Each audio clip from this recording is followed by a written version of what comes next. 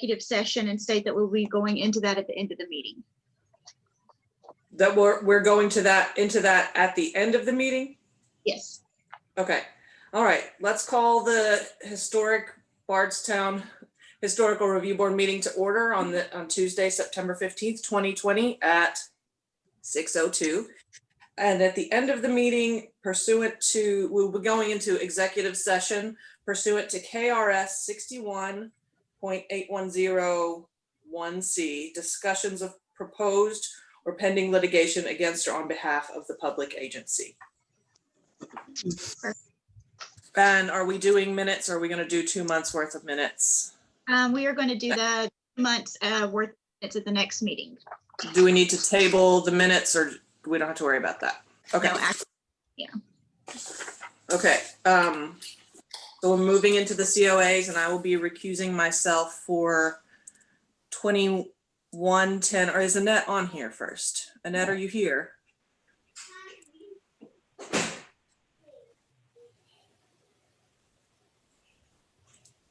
Mark Lundy is going to be representing her. Mark, are you available? His box is here, but he's mute. Yeah, we can't hear you, Mark. Can you hear me? Yeah, we can hear you now. Okay. Okay, I'll be recusing myself for COA 20-110 through 20-114. Okay. And Dr. Blackman, you are also recusing yourself, is that correct? Yes, ma'am. Yeah, so he's also recusing himself from those same 4 applications. Okay.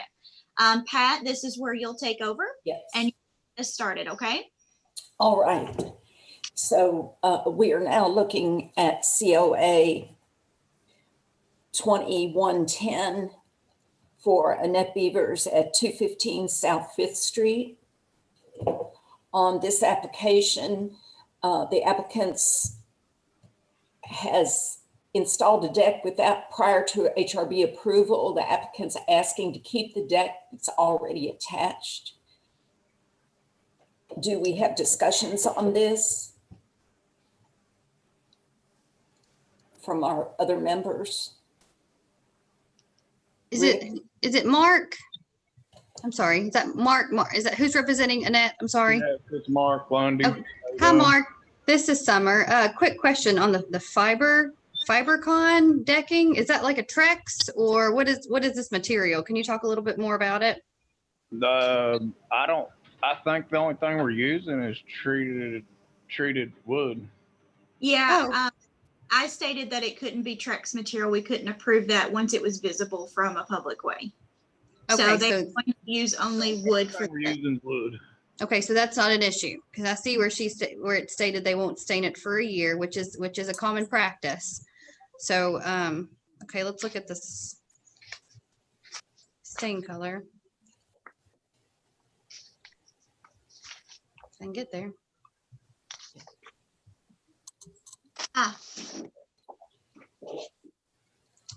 This is actually a sample they brought in of the stain color. Oh, great. Okay. Yeah. Summer and Pat, it's Rick speaking. Before we get too much into color and stain, I'd like to know what your opinion is of the size, the mass, the scale, the placement of the deck that seems to be much more of a significant issue than finish. Yeah, I would agree with that. I think the size definitely is something that we need to discuss, consider. Yeah, Shay, I don't know. I'm sorry, I don't mean to interrupt. I'm having a lot of loud, high shrieking noises. I don't know if that's. I know we're all kind of in this building together. I don't know if you can ask Noah to check into that. I will, and go ahead and close your door. That may help, and I'll close mine. Okay. Okay. Give us 1 second.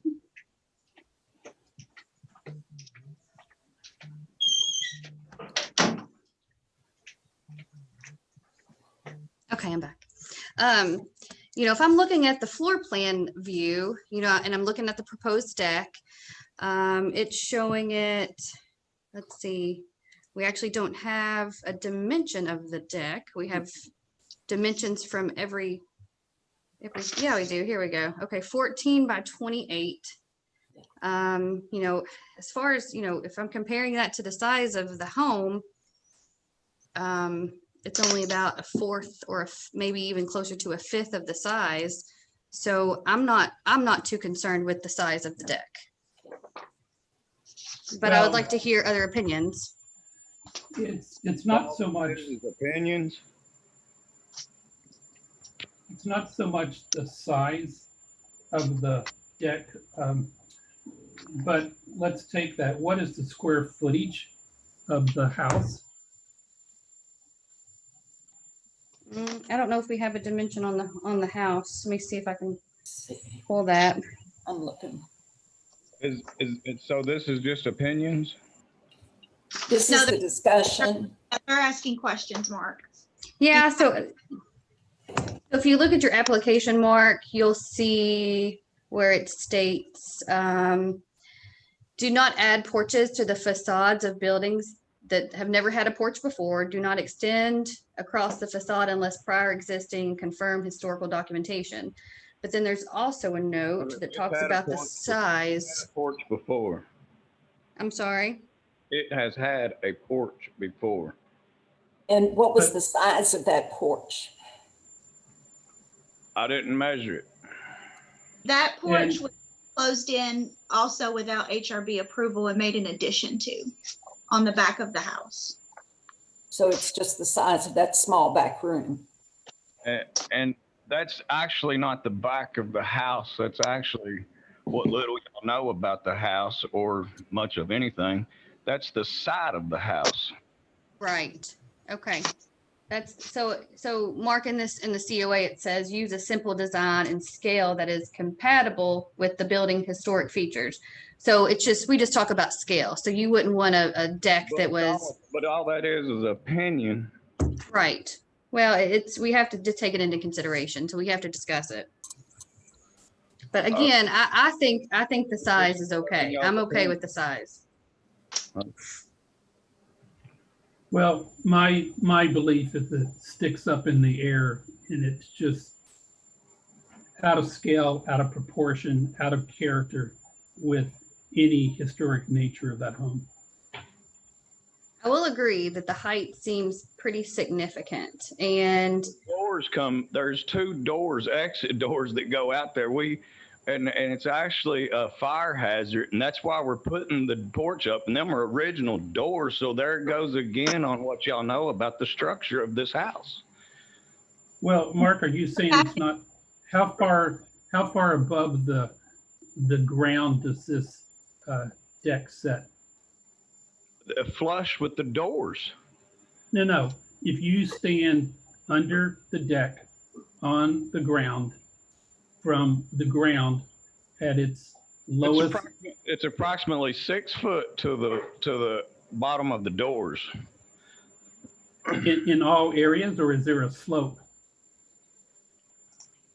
The, So if you go to the furthest point on that deck, what is the height from the bottom of the deck to the floor, to the ground? The furthest point away from the home? I would say 7 foot. Can you verify that? Can you say with certainty it's 7 foot? The diagram on our page says 8 foot 2 inches to the base of the deck. Okay, yeah, it's real close, 7, 8 foot. Yeah, page 9. Well, my position is to deny because I do not believe that it should be setting up 8 foot off the ground. Mark, you suggested that the doors come out at a 6 foot level. Is it possible to make the deck at a 6 foot level? And I'm just guessing they're every bit of 6 to 7 foot. I mean, when you come out, they're every bit of 6 to 7 foot to when you come out the doors. So the deck is higher than that. Are there steps up to the lower part? You go out, we're going to go out the doors. And then when you go to the back of the porch, it goes up 1 foot. So I think the property is sloped, Is, Pat. So yes. yeah, you know what I'm saying? Yeah. Yes, yes. That's why there's more of a height at the end of the deck than at the door. Sure. I've driven by several times, but yeah. That makes sense. As What long as is- this, I'm sorry. What is, if the deck was not there, and if you were on the ground and you walked back to the house, what would you encounter? It's a good question. Is it a solid wall? Are there doors? What is there? Is that a basement? Mark, I'm can you not- answer? Yeah, repeat the question now. If the deck was not there, and if you walk underneath what actually represents the area of the deck, if you walk under that to the back or the side of the house, whichever you want to refer, what do you come to? Is it a solid wall? Yes, Are there it's, windows? Is there a door? Is there a basement on the other side of the wall? What is there? it's a solid wall, and I believe you got blueprints. We paid for them. And yeah, there's a window that overlooks the porch. Well, I'm saying if the porch isn't there, I'm trying to understand what that lower wall looks like Is underneath. it, yeah, Mark, is it siding or concrete block? You're just looking for any type of excuse in your opinion. Mark, excuse me. We're trying to determine the material of the lower level of Annette's home. Can you tell me, is that the siding now, or is that concrete block at the lower level, the patio level? There's concrete for like the first foot or two. I think it's a foundation. Okay. And then her siding begins? Yes. Okay, I couldn't remember. I know I've been there, but I just couldn't remember. Thank you. And there is a window there, correct? Yeah. And what's your name, sir? It's Rick Hill. What is on that lower level? Is that a basement? Well, you can call it a basement, a cellar. I don't know. It was built in the 1800s. Well, how is it occupied? It's just an opinion or preference. Hey, Mark, you're making this really hard on us and on yourself. Let's just answer the questions that we're asking, and let's make a decision, okay? Thank you. Federal courts where this is all going to end up at. So, well, let's just answer the questions and get through it. So with the fact that we know that the far outreach, up close to the home, the deck is at a 6-foot level. As the land slopes away, we go to a maximum of 8'2". The size of the deck, the 14 by 28, is at the width of the home. So it does not go beyond the width of the home, but 14 feet in depth. Then that's what the three of us need to be looking at as far as whether to accept this particular application. Do I have a motion on this? Either Chris or Summer. Summer, I don't know if Rick wants to make the motion on this one. Rick, are you comfortable with that, or are you wanting someone else to do that? Well, I'll make a motion to recommend denial of COA 20-110 based on the findings that the deck installation is not consistent with the deck and porches, steps, stairs standards set forth in Section 4 of the Bardstown Historic Design Review Manual.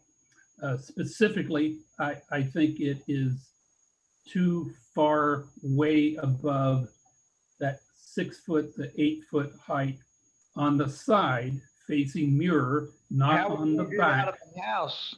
I mean, that's the way the old porch was. The old porch was that high. We can bring pictures of the old porch, or I can bring Mr. Riggs in that owned the house. Well, I have made my recommendation. I could remember riding by it when I was falling down as a little kid, buying feed at Bardstown Mills, and remembering the porch was high. A picture would be good, but Summer, do you have a move? Well, I have another comment, and Pat, I think, so Yes. looking at the facing Dixie Hibbs elevation, Yes. we have, I guess, where you come out of the back door and you go straight, and then you take a few steps up. One step. Okay, it's showing 3 steps on the plans. So, It ain't gonna be no more than 2, I know. okay, I want to question, why do we need those couple steps? Because I think a lot of the concern is the height of this porch. Do we have to have the steps? Actually, we went up because we was actually wanting to use underneath the porch as an area. And if Okay. the question then becomes, if we did not do that, That's our preference. but that has been, if that is denied, is that still, you would rather have it denied than to make it level with the door? Show me where we're out of guidelines. Yeah, So, I'm not understanding where anybody would be out of guidelines on this when y'all can't even hardly make a decision right now. Y'all are just all opinionated. okay, I'll vote to deny. Okay. If he does not want to discuss this anymore, then I will join Rick Hill and deny I'm disgusted LA 110. at the facts of all the opinions. Well, let's continue our vote. Let's go to Summer, or do we just leave this open? so Pat, you're doing a second to that motion because Rick has a motion. Yes. I was Pat saying, is- And then all in favor say aye. Aye. Okay, all opposed? Okay, uh, motion carried. Summer, did you vote yay or nay? I voted opposed. Okay, so the motion carries 2-1. yes. So that's COA 110. We can now go to COA 111. Let me catch up here. The applicant has installed. There's no way around this height if we're gonna make these doors work. And I know the old porch was this high because I'm standing on the old porch. But Mark,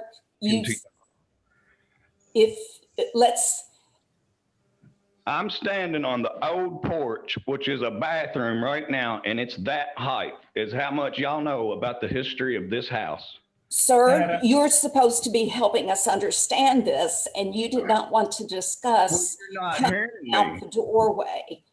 We asked you coming out the doorway.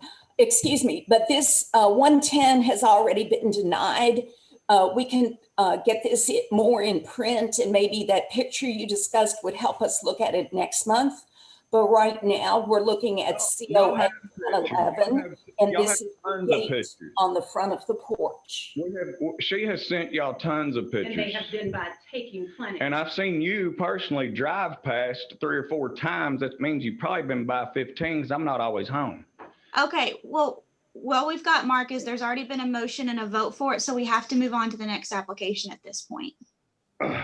Well, so what if, what do y'all send the police out here to lock somebody up for trying to live in happiness and freedom? Mark, Now, this Mark. will affect the judge, Mark. Remember, the judge ordered that we review it. This is still going to go back to the judge. All this decision, what we reviewed it for, back to the. We told Audrey Hayden and Rashay Jennings for y'all to work with us. That was what Jack C said last time I went to court. Mark, that COA has been voted on, and we're moving on to COA 111. Annette is requesting to keep a gate that she installed on her front porch without HRB approval. COVID-19. It's a first stop point for COVID-19, so take it up with Andy Bashir. That doesn't have anything to do with the Historic and Review Manual. The Historic Review Manual was all when COVID-19 hit. Mark, I'm sorry, let me just, Pat, just for a second. Yes, I'm sorry. which one? Are we talking about 111? Yes, we are. Yes, 111, the gate. And Mark, your comment was first stop for COVID-19. It was Is a that- first stop point. Yeah, well, let's don't start arguing about it until we understand what is the issue. Let us talk. You're taking an adversarial position before you've even heard how we feel about this. Loud and clear how y'all act. No, you don't know. So you don't. We've been doing with y'all for 4 years, long enough. And y'all never even proven that you legally annexed this place in the historical district. All the old landowners Rick, that is something we Uh, can We discuss. That's are not, only here, yeah. We can only speak to COA 111 at this time, which is the gate on the front porch. Miss Mark. Pat, I would like to make a motion. Yes, please. I would like to recommend denial of COA 20-111 based on the following findings. The gate installation is not consistent with the porch steps and stairs standards set forth in section 4 of the Bardstown Historic Design Review Manual. I would second that motion. okay, all in favor? Aye. Okay. Aye. Well, come take it. Okay, Come take so it. let us move to COA 112.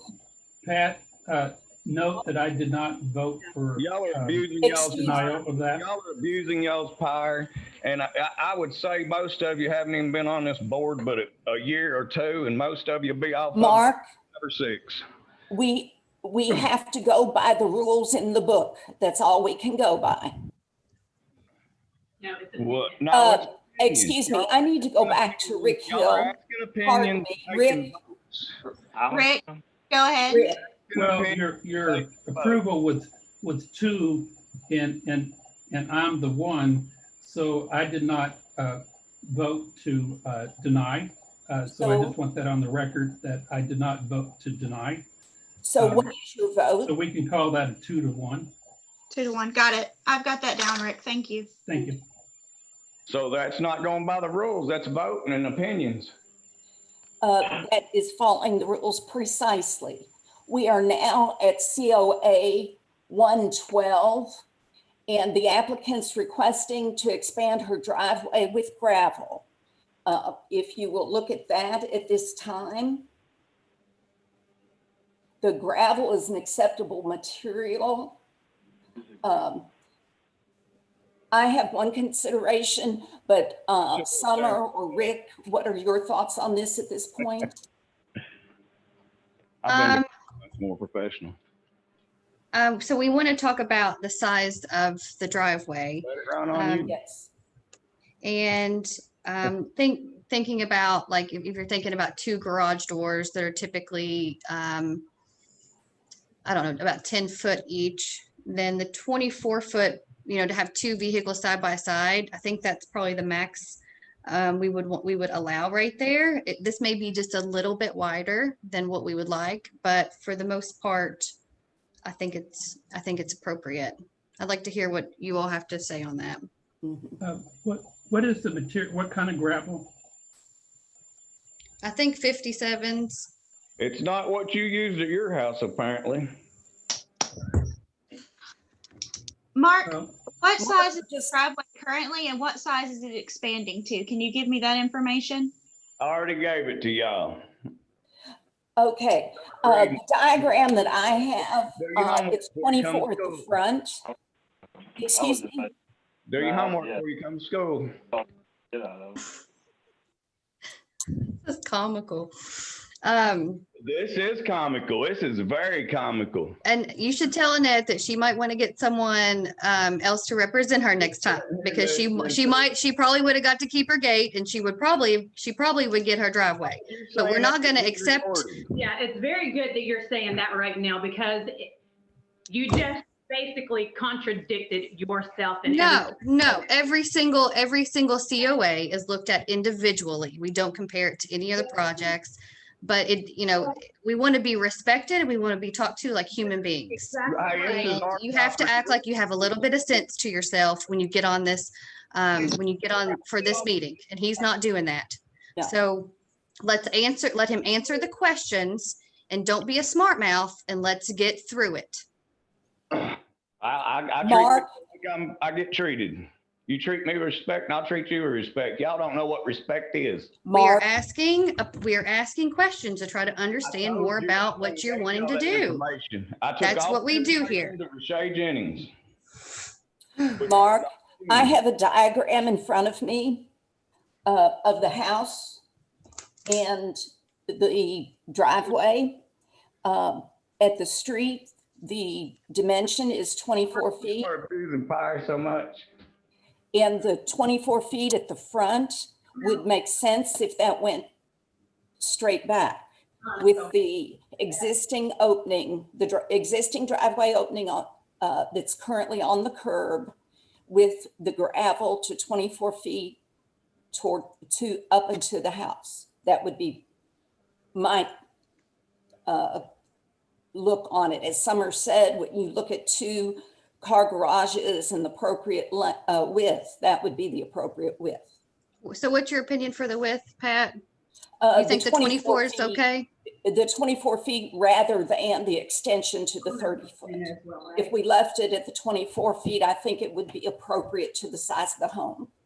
Okay, so since the deck wasn't approved, it would lay out with the home a little bit better to have the 24 foot versus having that offset going to 30. Mark, can you please tell us how wide the driveway is currently? I don't got it. I gave all that information to Rashay Jennings. Okay, I'm gonna look to see if we have it. I took it that y'all was professionals and had that in front of y'all and was ready. Mark, from my experience driving by the home a few times, there is now a minimum amount of gravel in front of the 1 car depression, if you will, allowance from the street towards the home. So there's some gravel in that one width. So what we're asking, what Annette is asking for is to extend that. I think the 24 foot extension would be appropriate. Rick, what do you think about that? Well, I'm going to defer to your judgment. If Pat wants to make a motion or Summer that it's approved with the restrictions, the reduced, and perhaps leave it to Rashay to verify final. That's would be my thought. But Rashay, you have a comment? Yeah, so it would there would need to be conditions that it would, if they were fully extending to 24 feet, that it would meet city requirements for the street. That would be Jessica here at the city, who's the engineer. So I would rate that as a condition as well. And that just in case it meets all planning and zoning requirements, in case there is an issue with that, with expanding it for that way, I would say that those 2 would be my requirements for this to be approved. From what I read, there shouldn't be no problems with planning and zoning on any of this. Rashay, is it proper to do this approval with conditions as documented in a letter of approval rather than dealing with verbal, so that we're very clear on exactly what's been approved and exactly what the conditions are? Yes, but you have to state it for the record. So we'll have to state that exactly. So we would have to state the condition would be that it would meet city requirements, anything proposed for the city right of way and roads for Jessica, our city engineer, and that it would meet all planning and zoning requirements per Jan, because we're extending that on the city sidewalk versus taking away a little bit of green space. I think they should be fine, but I would, those would be the 2 requirements in case I'm missing a regulation that I'm not for certain they would not meet. And that's a pretty good sized lot, so I don't think the green space issue will be an issue. But how that driveway is expanded with the city curb, I think is definitely going to have to be talked about with Jessica for sure. So I think requiring those 2 conditions would be, I would want that. Right, yeah, Jessica would want someone to send her, kind of go through her for that approval. Okay, Rick, would you like to make the motion? No, I will let Pat make the motion. Okay, well, I'll make it. Pat, she's leading. Okay, I will make the motion. Let me get there 1 second. And then we're expanding it to 24 total, correct? That would need right. Right. I'll make the motion to recommend approval of COA 20-112 with the condition that the driveway is extended to 24 inches total. That 24 feet. I'm sorry, 24 24 feet total, and that the appropriate avenues are gone through with planning and zoning and the city engineer, and that this will be provided to them in a written format. Mhm. Okay, and my motion is based on the following findings. The driveway expansion is consistent with the streetscape standards set forth in section 4 of the Bardstown Historic Design Review Manual. And I just want to say that's they have to meet those requirements in order for the driveway to be expanded, just to make sure. Okay, just clarifying that. Great. Do we have a second for that? I Rick? second it. Yes, second Okay, it. all in favor? Aye. Aye. Aye. Motion carries 3-0. Okay. Very, very inconsistent night. 2-1, 2-1, 3-0. We are now looking at COA 113. But Mark, And they agree with you. That's Like an inconsistent verdict. that's But, because we're looking at every single Yeah. item separately on its own merits, and they all have different strengths and weaknesses, Mark. That's what Yeah. our job is. I'm sure they do. We are looking at the request to remove a mulberry tree on the property. But had Annette got somebody else to do it, she might have got what she wanted. okay, that's not true. That's So what I heard. there with that. So they've That's stated what I that. they heard. felt that It was was We- enough. recorded. Mark, we're finished with that. We're looking at a tree. Are you mad that we approved the driveway? Let's This move is on, just the please. beginning of a large harassment lawsuit. Mark, And it's do you not, want to talk about the tree tonight? yeah, let's talk about the tree and then let's talk about the 3 that y'all supposed to plant for the last 2 No. years. Haven't been planted. That's not us. Oh, now it's not y'all. It's the city. But we got to talk to y'all about taking one down. Y'all come out here and took 3 trees down, promised to bring 3 trees back. We've talked. That's not the Historic Review Board, That's Mark. Tree board, Mark. That's not us. Charge. That's the city tree board. That's not us. It was in the right Then of why way. are y'all talking about this other tree? Is it within the city right of way? You have to let us know that if it's in the city right of way. I don't know. Y'all just make the rules up as you go. So I'm just learning. That is not what we're doing, Mark. What I'm asking you is this tree within Okay, the right of we way. are on COA 113, and we are looking at a mulberry tree that is between Ms. Beaver's home and, Dixie Hibbs' home. And it has been requested, and we have some good pictures of it. Now y'all finally got taken pictures. down. Y'all didn't have pictures of nothing else tonight. And the Yeah. applicant stated that she would like to plant another tree back. And we need to know where that is going to be located and how the size of the one that she would like to have planted. Are you asking me? Rick or Summer? Okay, I'm sorry. Okay, so Miss Beavers wants to cut down the tree, and we have some information here that shows that there's a lot of damage to the tree. Correct. And it's deteriorating. Do we have on here what they want to plant, what she wants to plant back with a magnolia tree? Yes. Okay, as let's see. I know that there are other magnolia trees in downtown Bardstown. Yeah. So I think that would be an okay tree to plant back. Does Where- anyone have? Exactly located at, Mark. There's other decks and gates in Bardstown as well. Let's keep Not moving one- forward. We're looking at a tree. Everyone wants. to- We're going to move forward. We're going to move right on down to Louisville. Go Okay, for it, man. Go for In the it. courthouse. Okay, so I'm trying to ask is where is the tree located now that you guys are wanting to remove? Can you please tell me Y'all that? go by the house so much, y'all ought to know everything up here. I can't get an answer for this because I so know. We're gonna have to table this, I think, Yeah. because we have got to move on. We have a lot of Yes. COAs. A lot of people are waiting on us. I'll make a motion to table Well- this When COA. y'all rode around the I neighborhood. second it, to table it.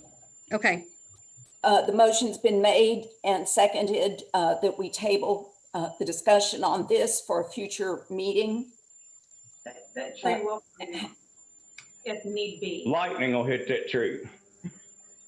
The tree will come down if need be. It is The dangerous. tree's going down, the deck's going up. Sue us or fine us or whatever y'all want to do. And Mark, yes, it's very moving on. comical. Yeah, Okay.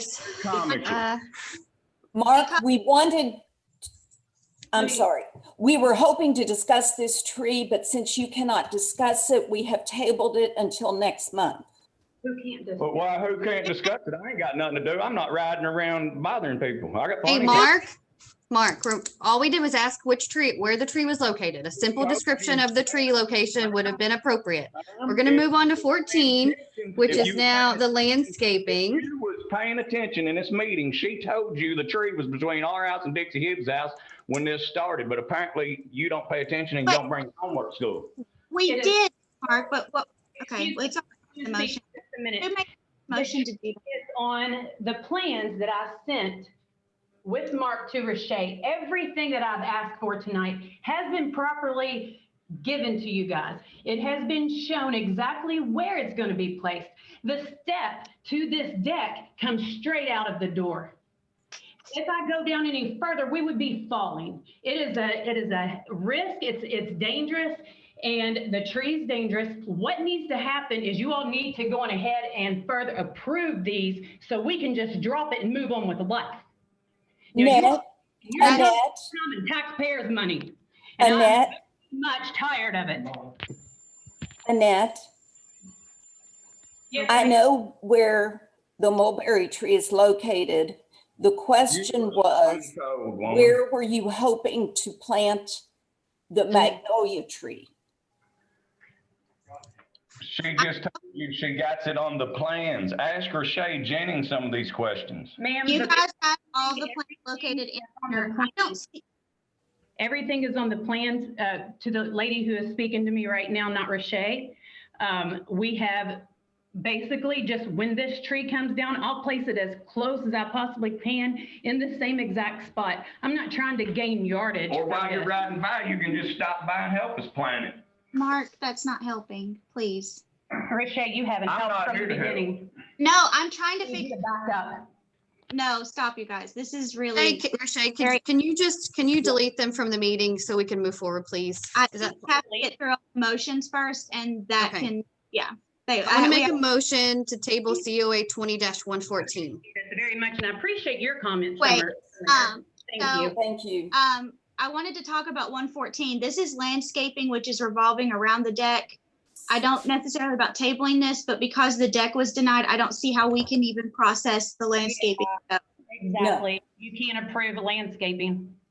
We No. So that would need to be denied, I believe, unless someone else. has a different opinion. Keep denying all you want. Thank you all, and we will be dismissed right now. We'll dismiss ourselves. Thank you. Thank Got it. you. Yeah, thank you. Okay, let us, Beth, welcome Wait, I- back.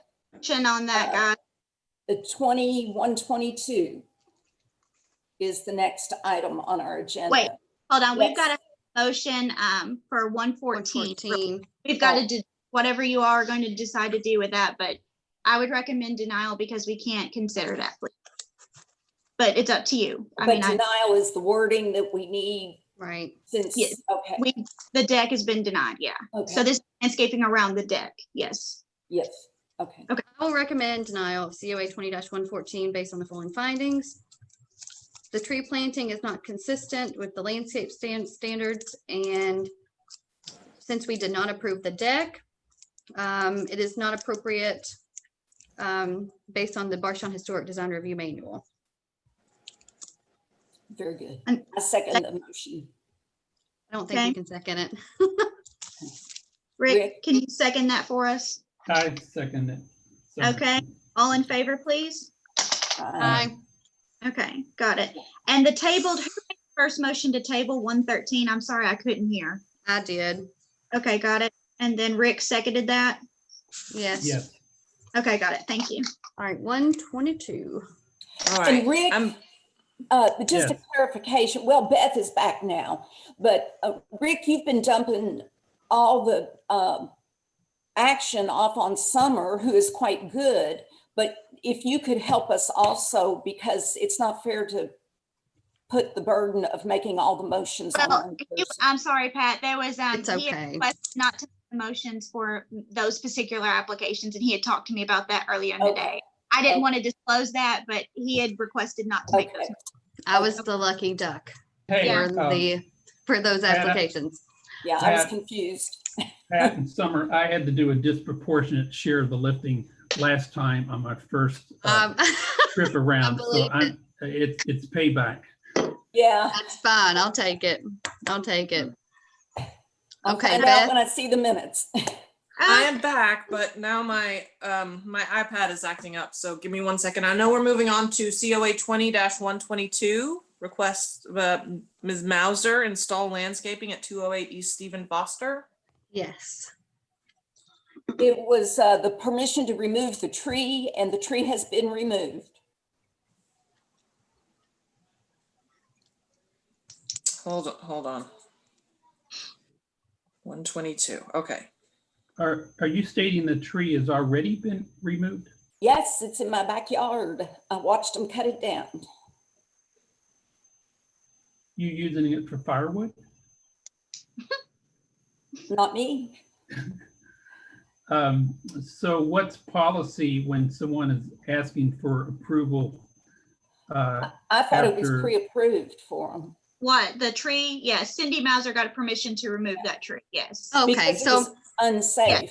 okay, sorry, the COA says applicant wishes to remove the tree, but I think that was a mistake. It's for landscaping. So let's Yep. look, let's check out the landscaping. Oh, okay. 22, sorry. Sorry, I was So a crepe myrtle and 2 hydrangeas. Is that what we're looking at? Yeah. Beautiful. I love it. Is she on? Or are we? I am on. Okay, I just didn't want to ignore you. I just Hi, hadn't Cindy. seen your face. I was a little confused. Of course, a little stressed after the beginning of the meeting. And then No. I'm like, it's approved, and yes, it is down. Bless your She's heart. okay. Got approval, it's okay. Yeah, She did- So Summer, Pat, Beth, is your general feeling that this is okay? Yes. Two hydrangeas and a crepe myrtle seem like perfect I'm just gonna wrap. landscaping, and they're in an appropriate location. Mhm. Yes. So do we have a motion for COA 20-122? I make the motion to recommend approval of COA 20-122 for the following reasons. The landscaping is consistent with the landscape standards set forth in section 4 of the Bardstown Historic Design Review Manual. Okay. I second Second? that motion. All in favor? Aye. Aye. Thank you. Who seconded that? I'm so sorry. Pat, Pat did. Thanks, Pat. Okay, got it. All right. Cindy, you have to wait for city council to approve, and you'll get a letter and everything. And Ma'am, I do. all right. Well, Cindy. I hope you have a good night. Thank you.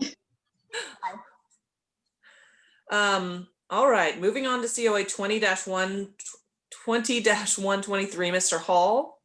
Request to install landscaping at 209 West Flagey. yes, Yes, ma'am. there he is. I think I looked at this one too. It seems like it's just monkey grass. What have we got here? Are you on here, sir? Yes, ma'am. Hello. Boxwoods, hydrangeas, and a dwarf butterfly. I didn't know they made them. It was cute. It is cute. I think it's a good selection. I like it. Yeah. I make the motion to recommend approval of COA 20-123 for the following reasons. The landscape is consistent with the landscape design standards set forth in section 4 of the Bardstown Historic Design Review Manual. I will We have a second. second. All in favor? Aye. Excellent. All right. Thank you, Mr. Hall.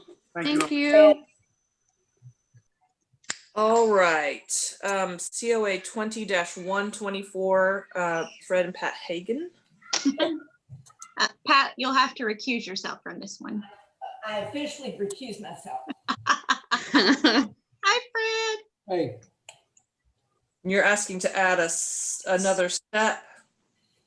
yeah, I hope that my explanation and the pictures that I sent are pretty self-explanatory, but basically the brick area between the sidewalk and the porch it slopes upwards.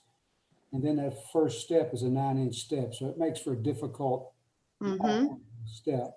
So my proposal is to remove the brick, put in a new step, an additional step, and essentially split the difference between the top of that, what I call the C step, and the B step, which is 14 inches, split it. So it'll be 2 7-inch steps.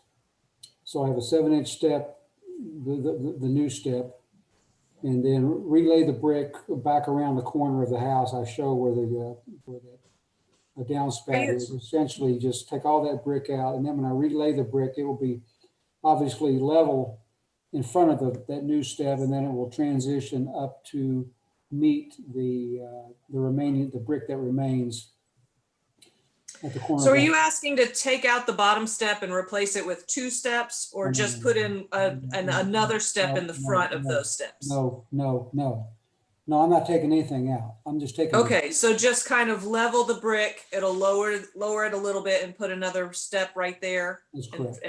Okay. So that brick and the brick that goes back will be level and will meet the new step, and then it will go up 7 inches to the next step. So there will be essentially those first 2 steps will be 2 7-inch steps. The new stone would be a limestone stone, the same width as the porch, obviously. And I just point out in my last comment in my explanation that it would extend. That new step would be extending out towards the street. You can imagine it would.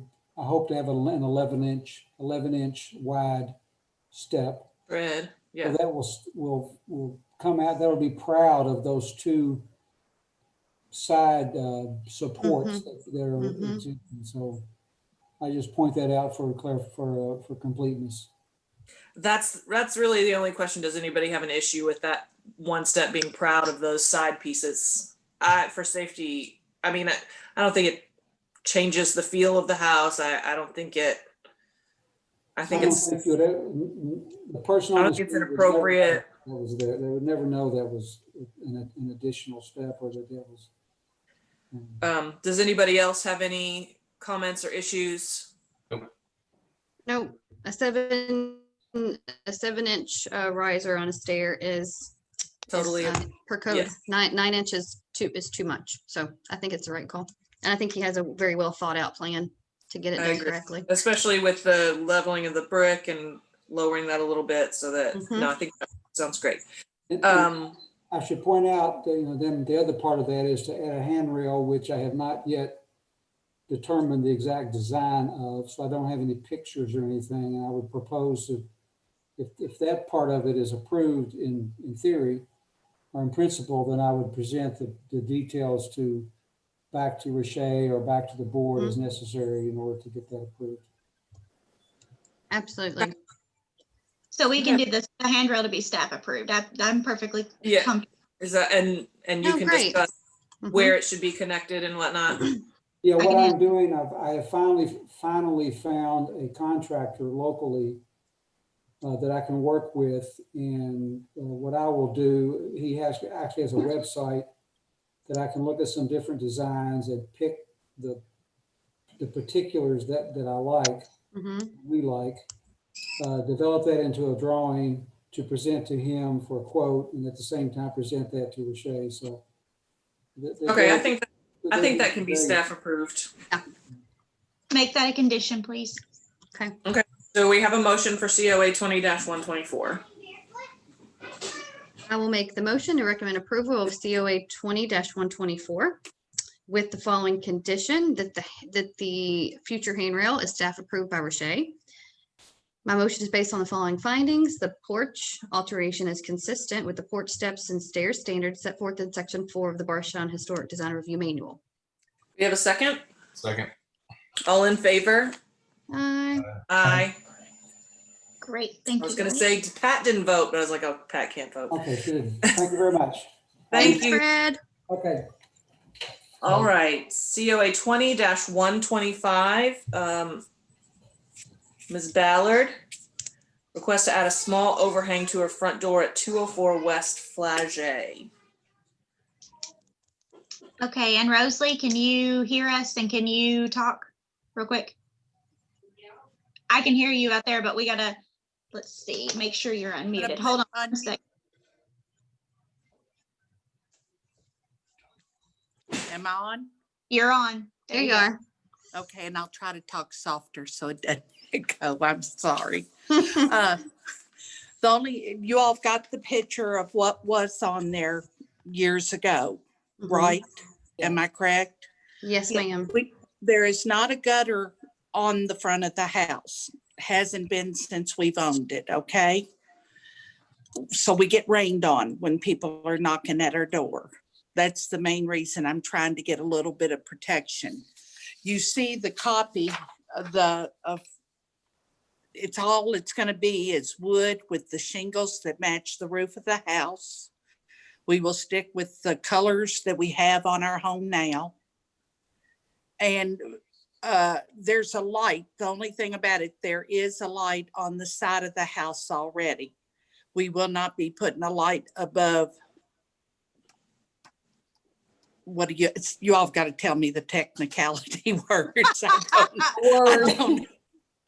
I don't know what they are, but I mean, we're just going to make it as simple as we can because the house is so simple. But I needed to go over the whole front door. But no larger than that, right, Ann Rosalie? You're just wanting to go right over the front door, no larger than that. Okay. Well, it's going to go over to where the steps are, you know how they, so that's about the size of the door. Yeah. And I mean, nothing fancy. We just want it as plain as we can do it. Yeah, I wanted, Ricky. Ann Rosalie, hi. Yes, sir. Hi. You're like family to me. That's how I feel about you. So do you want to excuse yourself or are you going to say okay? Well, I love your house. I just love your house. I love what I'm looking at. It's just this incredible, simple, the simplicity. And I recognize the old picture that you showed, but I think the removal of that awning over the door significantly enhanced the door. And I think you're just hurting the beauty of your house. And I'm saying that with great love for you, your family, your house. And I think it would be unfortunate. So that would be my first statement.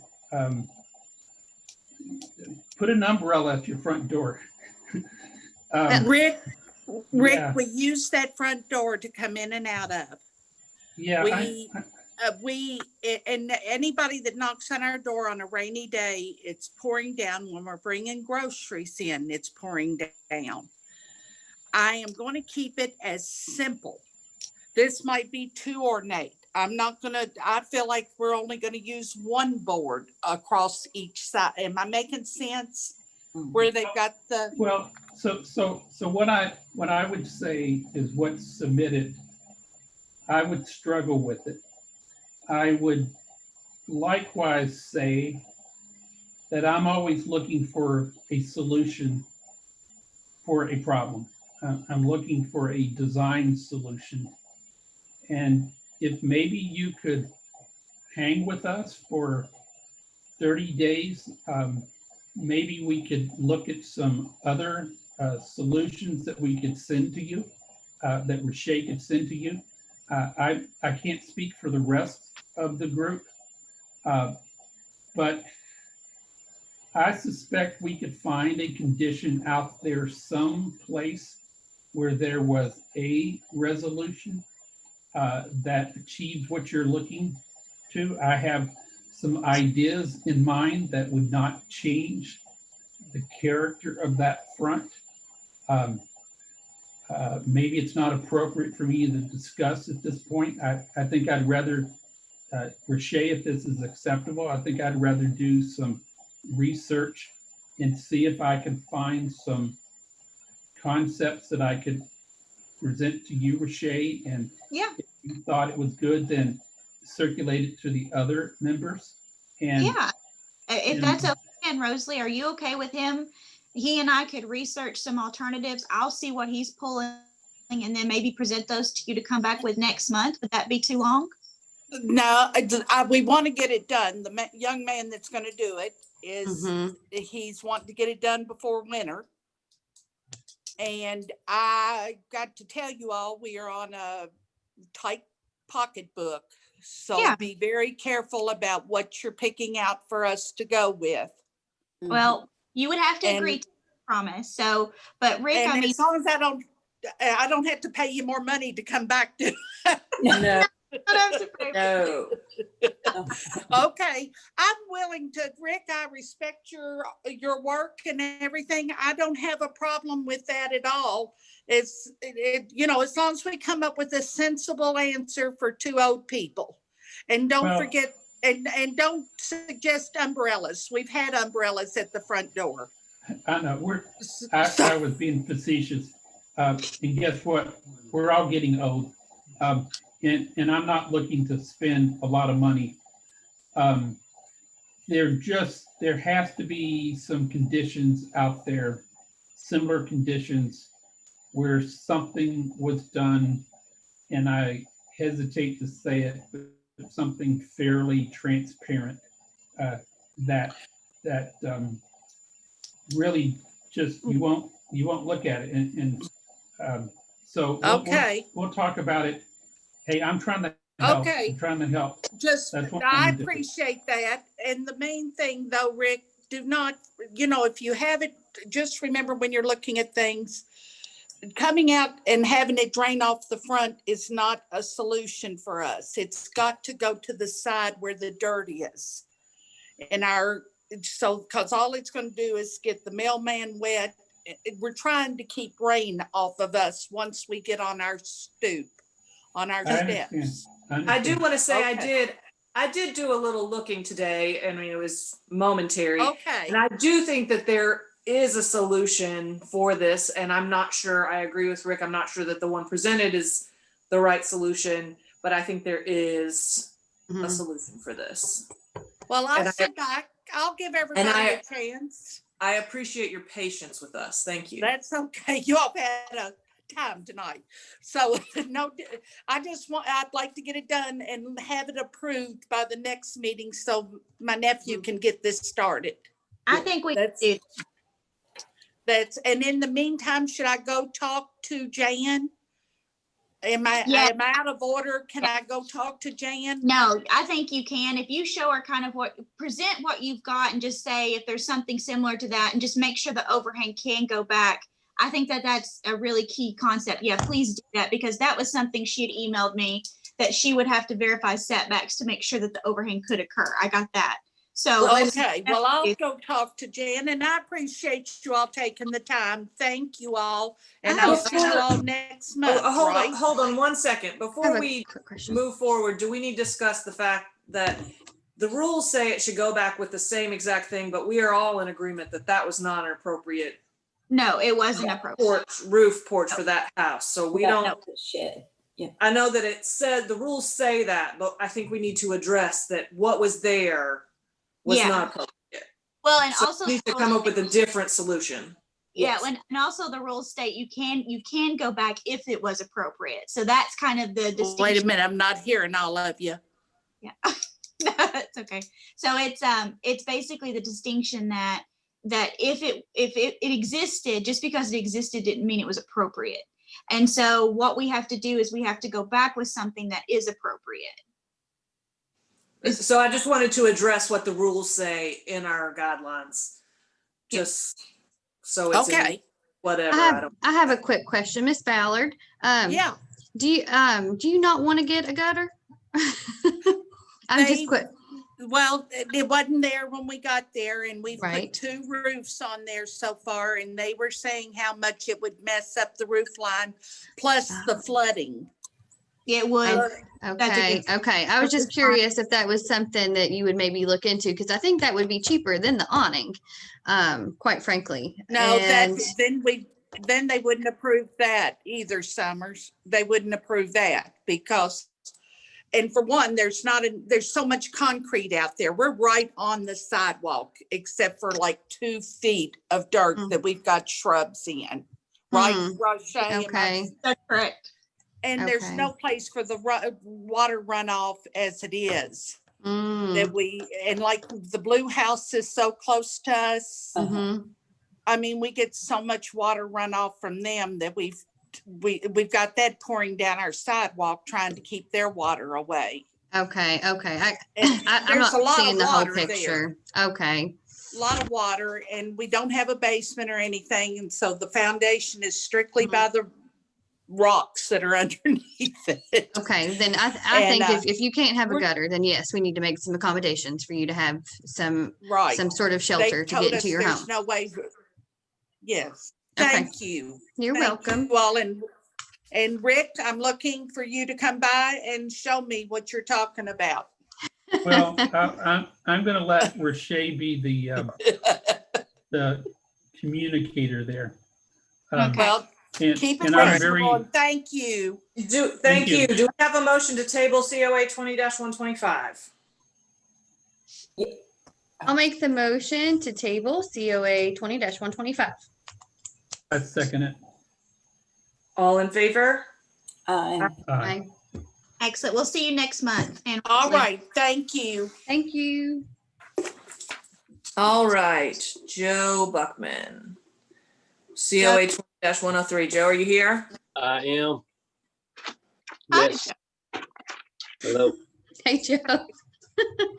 This is a conceptual review, Roche, and we're not going to vote on this. Ow. that's correct. So so basically we need to take a look at the design, determine how we feel about it, what changes we would require, and then he's going to come back to us with the applications for new construction, Okay. or if we love all of it. So go ahead, you guys. And Joe, if you want to go ahead and start off, perfectly fine. Well, obviously you've all looked at this. Our goal here with this house, with the new owner, is to have they want a 5-bedroom house with a garage. And obviously, when you redo these homes, everybody wants all the amenities, that go along with remodeling a house. But we also, want to keep the historic nature and of the lot and of the house. And their future plans would be to add a swimming pool and a really, really pretty garden in the back. That I think that if you've had a chance to look at the house, I think you'll all agree that the house is in really poor condition. There's several areas that one way or another need to be stabilized, and sooner, hopefully before the winter, at least some of it. And I'm not sure where else you want me to go with this. I mean, I can address, how I feel about the height, the scale, the massing, and things that were brought up in your stuff. We are dealing. This lot is a lot wider than most of those lots. I don't know if it was ever 2 lots or not, but it's pretty wide. And I think it's more in scale wise, closer to the Jim Beam house, which is on the across the street on the next block. And if you'll notice, the garage is located to the side of the house instead of the rear. We don't have the room in the back to put it in the back and still have the pool and possibly a pool house. And that's part of the reason for having the garage. Do you not have the space because the pool? Right, you just said that. Is there some way to turn the garage so that the doors are facing the side? Actually, we're only like 12 feet off of the property line, so no, there's not.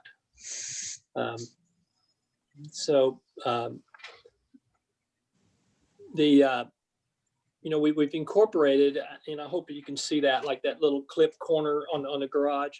We've taken some of the architecture, the style that there's several homes across the street, and even on South 3rd, incorporate that clipped corner roof, that clipped gable.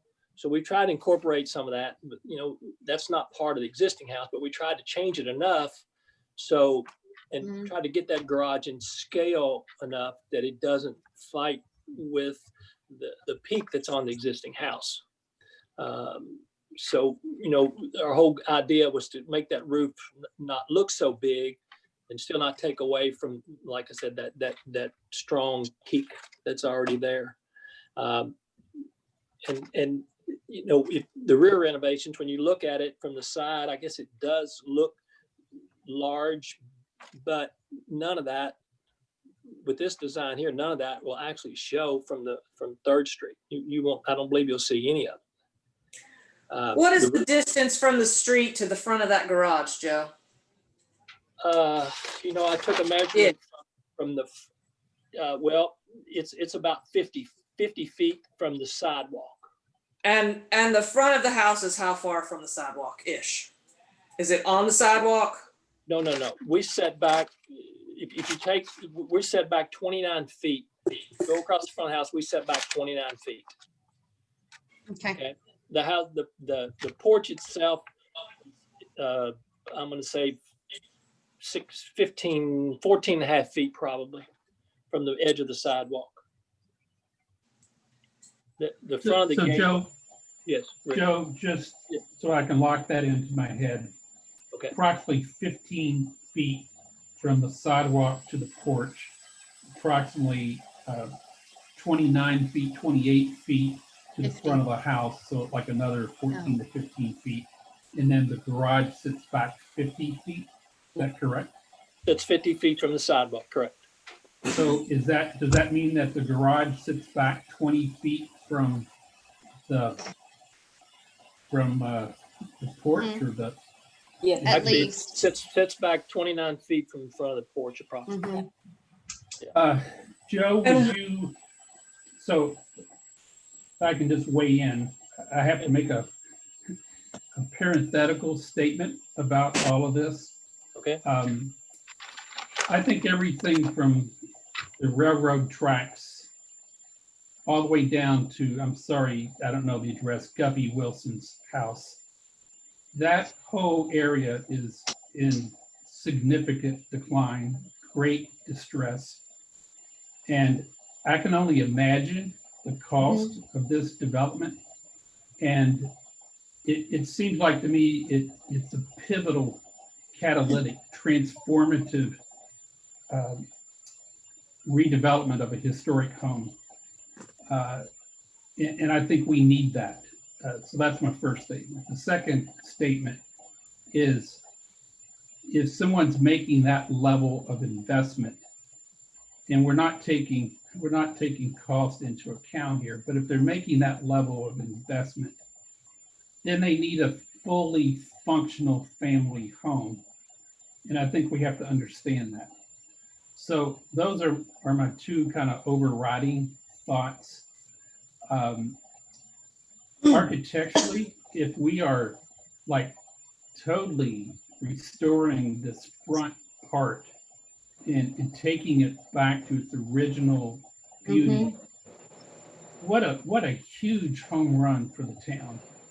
So then when I come to the garage, I would ask, I understand Rashay and I have spoken that we set a precedent. We don't have garages facing the street. We put them behind.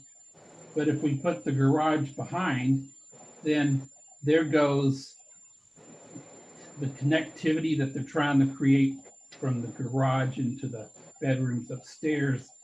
Maybe that could be worked out architecturally. But the garden environment, they're trying to create that outdoor living space, it sort of goes away. And I think it would make the house less desirable for the owner. And I think the owner probably picked this up really cheap. There's no assurances that they're going to hang in there. So I tend to look at this in totality and think that we should try to find a way of making this work. So now I'll turn back to Joe. Joe, what could be done to mitigate the double garages sitting out in the front? I think the 50-foot setback helps significantly, but is there something architecturally that could be done? And are you open to maybe coming back with some suggestions, and perhaps there's a wall, perhaps there's a, when I would say it would be a strong architectural set of wooden gates that between a wall, landscaping and wooden gates, you may not see that garage and it may feel like it's sort of reinforces the street, reinforces the sidewalk. Are you open to that? And I'm not saying that that is the solution and that the rest of the committee would accept, but it seems to be a solution, potential solution. So what's your thoughts about that, Joe? You know, Rick, I think part of that, what you're saying there would be part of the landscape design. But I think it's very, very doable. And I think it's been discussed, but you know, at this point, we haven't done anything about that. But to answer your question, I think it very much could happen. I think another way possibly, well, this is kind of joining them together, but I do like that. I think that they would probably go along with the really nice, you know, we'd have to set back a little ways because you got to be able to get off the street safely. But where the small window is between the doors and the house, Yeah. you know, we might be able to put a window, a little more glass in there, maybe. Would that, you think that might help if that was bigger and So Rashay, and I've been thinking about this and I'll send it to you, and I'd like for you to share it with the rest of the board. But I have a bulletin from the Department of Interior that showed an expansion of a historic house. And it was a large brick house and they did an expansion that was brick. But the Department of Interior showed how they wanted that they showed that connection was done the way that they liked it. And this may surprise you guys, but the connection was fairly transparent. It was a lot of glass, and you could, the glass, the framing system that was used, you could tell that it was new, but it just sort of seamlessly separated the two, but it kind of integrated the two appropriately. And it was a very nice way of doing it. And maybe we're spending Joe's client's money here. And again, it may not be the solution and may not be what the board ultimately approves, but perhaps this could be a client that can help show maybe a little different way of handling some of this that I frankly think would be more consistent with what the Department of Interior is asking when you are building new, attaching to the ode. So I would just say explore those, Joe. And Rashay, is it proper that as those are explored that maybe they're shared and we look at those individually? Can we comment about those outside of this process? Can that be done? I don't see, that's a question for Audrey, and I apologize. She's out on maternity leave, which is why we haven't, you know, she just had a baby. So those are questions I'll have to ask her for clarification if that can be done. We can absolutely send out the bulletin you're referencing. That's public knowledge, and it's great for the board to see National Park Service bulletins. It's a preservation group, isn't it? Yes, yes. Yeah. Yes. Yeah, we can do that. We can't, I don't know about commenting on it individually. I would have to look at that with Audrey. Sure. Okay. May I ask a question here? It would be tight, and we'd probably have to slim the garage some, and it's going to take space out of the bedrooms upstairs over the garage. But do you think the concept would work that much if we were able to drive around and put those doors in the rear? Or even to the side. Like, I mean, I know if it didn't, it seems like if it didn't stick out so far, you would still be able to have the depth. I don't know the site well enough to say that.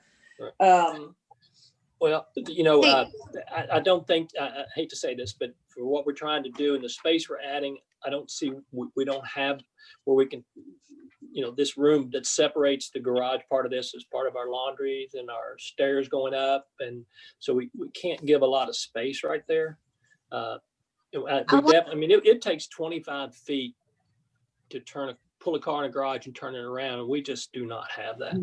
Well, Hey, and Joe, is there it looks like from the picture, there's a building kind of to the right of the house that is a garage with garage doors in the front. Is that correct? That's the house next door. That Okay, garage belongs to the house next door. but their garage doors are facing out on the street. Correct. Yeah. Okay, well, so we're and- really not, I know that, you know, this is an addition, new construction, but we're not really doing anything different that's not literally next door, right? Where are you seeing that, Rashay? That's in the backyard. It's The not. Skaggs house. It's located to the side. Yeah, it's probably at not about totally this. behind the house. Yeah. No, it's not. If you all No. look on the application of the picture of the home, the actual picture that you know how we always have on there, and zoom in, you'll see it's like a hunter green garage, and it looks like it's maybe close to the same distance back that your garage is going to be. That's the shed he's talking about taking down, Oh, I believe. Not Joe, not No. Joe. No. That garage, Summer, it sits back a lot further than where we are. okay. You know, it's still not completely behind the house. Mm-hmm. But it sits back a little bit further. But you know, the Booker No house has a garage on it. The Kipper house has a carport. On the other side, there's another carport on the other side of our house. And I'm it's- okay with the garage doors. I kind of think they look a little Western, but I'm Yeah, not a designer, and when you look at a rendering an elevation view like this, it's hard to really picture what it's going to look like. I would maybe just kind of question the design of the garage doors. I'm sure they're very nice, and they Well, probably aren't. Sorry, Summer. For me, it's not just the doors. It's also that curved roof. Yeah, I kind of have the same opinion. I'm a little Um, afraid that the design doesn't quite match the home. I am concerned about that a little bit. Those are the two things that I can't, But I do yeah. not like. I do not like the barn door or the curve. Okay, well, you know, guys, we kind of matched the fascia side, and that's the whole goal is to kind of blend to get the windows and scale and all that kind of thing. I mean, if you think the swoop's got to go, then, you know, I mean, we can look at that. It won't, I don't think it'll be as soft with a straight line down as it is there. Mhm. But this is, there's and we're something. not supposed to match. How? Wait. Sorry? Well, here's my problem is I'm just worried about the mass of it compared to what is existing with the house. So Yeah, it's almost as wide as the existing house, just the garage. We're doubling it. Like that's, if it was smaller or something like that, I can understand that a little bit more. But the fact of the scale of it being that large is part of the reason that I'm concerned. The second thing is that, do we have part of the existing structure? I believe this is correct, Joe, but what is coming down to allow for this addition in the back? Potentially. In the back? Yeah, so is there any part of this Well, house? there would just be, well, Come Michelle, on. we're going to, the drawing incorporates the old walls, Okay, okay? So the only thing that would be coming off the existing house would be moving the rear wall out further and raising the roof line. And the roof line, if you look at it in the rear, it does not go any higher than what the roof is now. Yeah. We're not going any taller than it is now. So you're not demoing anything? On the house? Well, Yeah. there's a little bay there about where the garage joins. It's a square rectangular area. It's about probably 3 or 4 feet. But that would have to come off. It's going to take itself off soon, so it's pretty bad shape. Somebody built a patio. So roof basically, the addition would be covering up like a little window bay. Is that what you're saying? It's a rectangular bay. It's bigger than that. I think it might have 2 windows in it. I've got my street view up. I might be able. It's pretty ugly. I walked back there today. It's It's just kind of clunky little thing. Well, they Oh, added no, a roof. I see with sort of a porch above it Yeah, that's really poorly put on there. Yeah. yeah, it's. And then. Yeah, I think my biggest concern is that the width of the garage portion is as wide as the front of the house. Well, actually, okay, I do know that the existing home is 48 feet wide. New addition is 30, that new garage area is 36 feet wide. I mean, that's like 75%. Yeah. That's a lot. Hey, Beth. Let's keep in mind too, though, this is a very wide lot, very big lot. What were you going to say, Rick? I think I understand what you're saying, the ratio of the width of this expansion to the existing house. Facing the street, only the portion facing the street. I'm Yeah, not really yeah. concerned about how far it goes back, but I am concerned about. Yeah, yes. I understand that the lot is wide. Yeah. I understand that it sets back.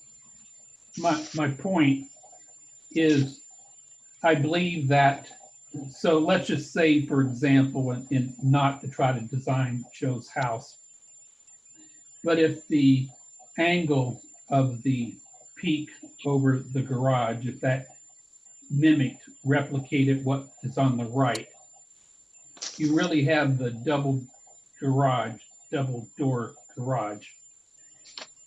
That other area could perhaps be recessed even further. I don't know. Oh, so you're saying, so it looks like it's not even an attached garage, it looks like it's a separate piece. Well, when you see the Department of Interior bulletin, you'll see how they showed this as an example. I'm just thinking architecturally, you got a good architect here. I think if you challenge the architect, you present the problem to the architect, I think the architect will probably get it right. And I think there is a design solution for that. I'm hopeful that there's a design solution for that. I agree with what you're saying, but and Rashay is saying the same thing. I think that mass can be mitigated. I still would like to see what I call an architectural wall gate system that. Well, we have to discuss if that's feasible, because if that's a fence along the road that hasn't existed before, yada, yada, yada. Well, I don't know that would be practical. When you're that close on a main street, you've got to get off the highway. And yeah, I like the fact that the entrance is set back 20, 30 feet.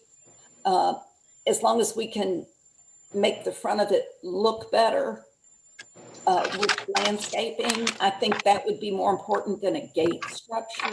Yes, I agree, Pat.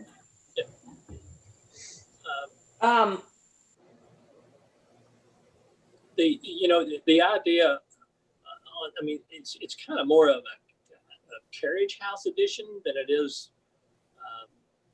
a barn.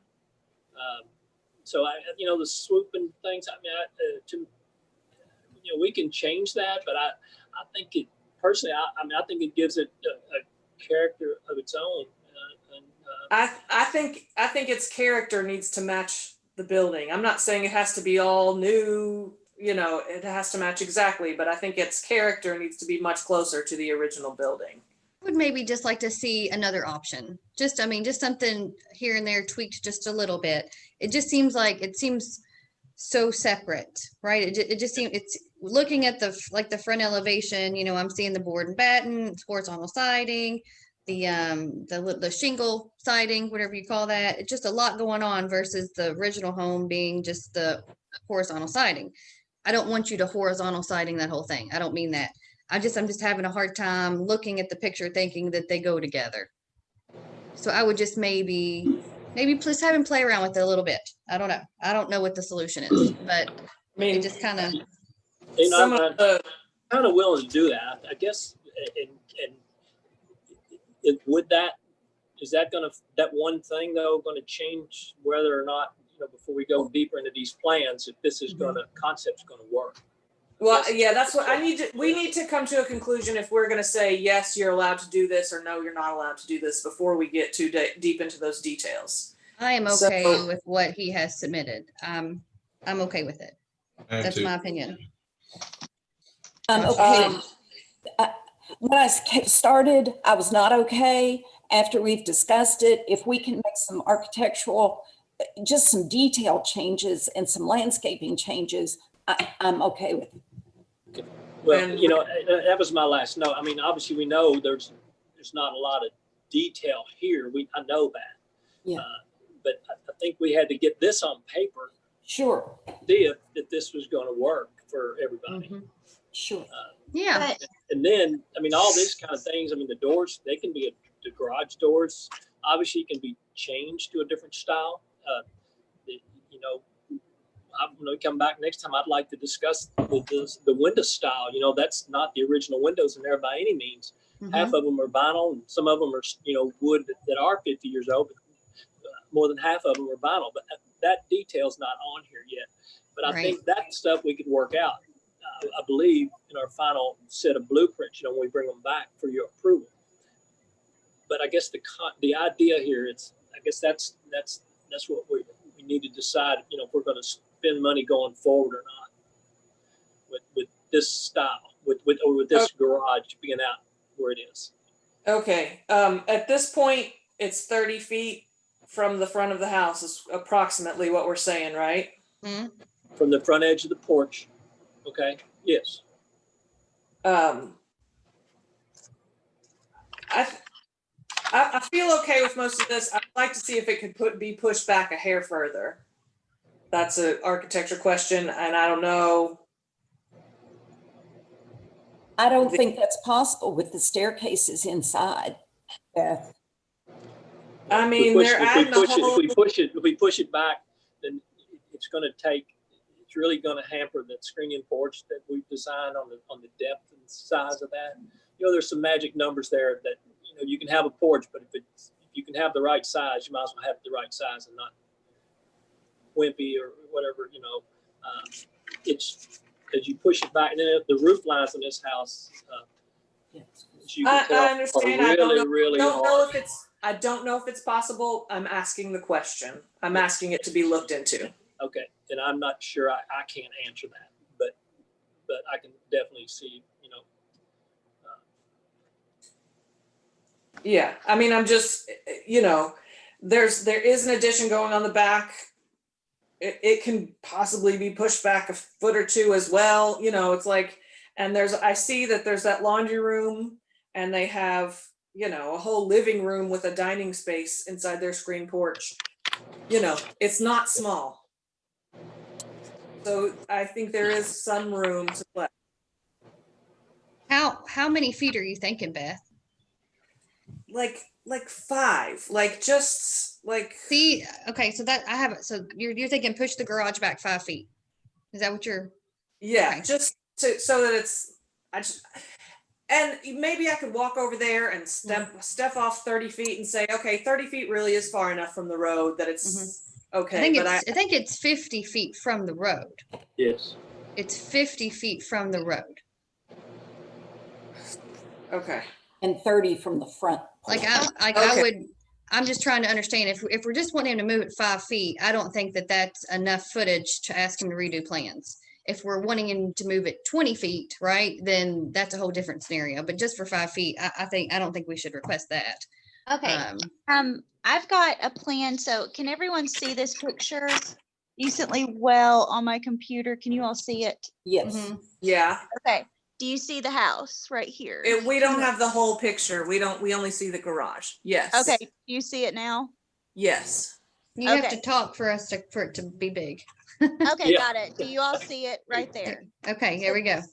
This is in the National Park Service manual on what a design will do to overwhelm the house. Now, granted, this garage is moved up front. It's Mhm. not back, but do you see the scale of it? And that's kind of what I'm overall talking about, I'm worried about. So this is a very specific example that's done in the National Park Service manual.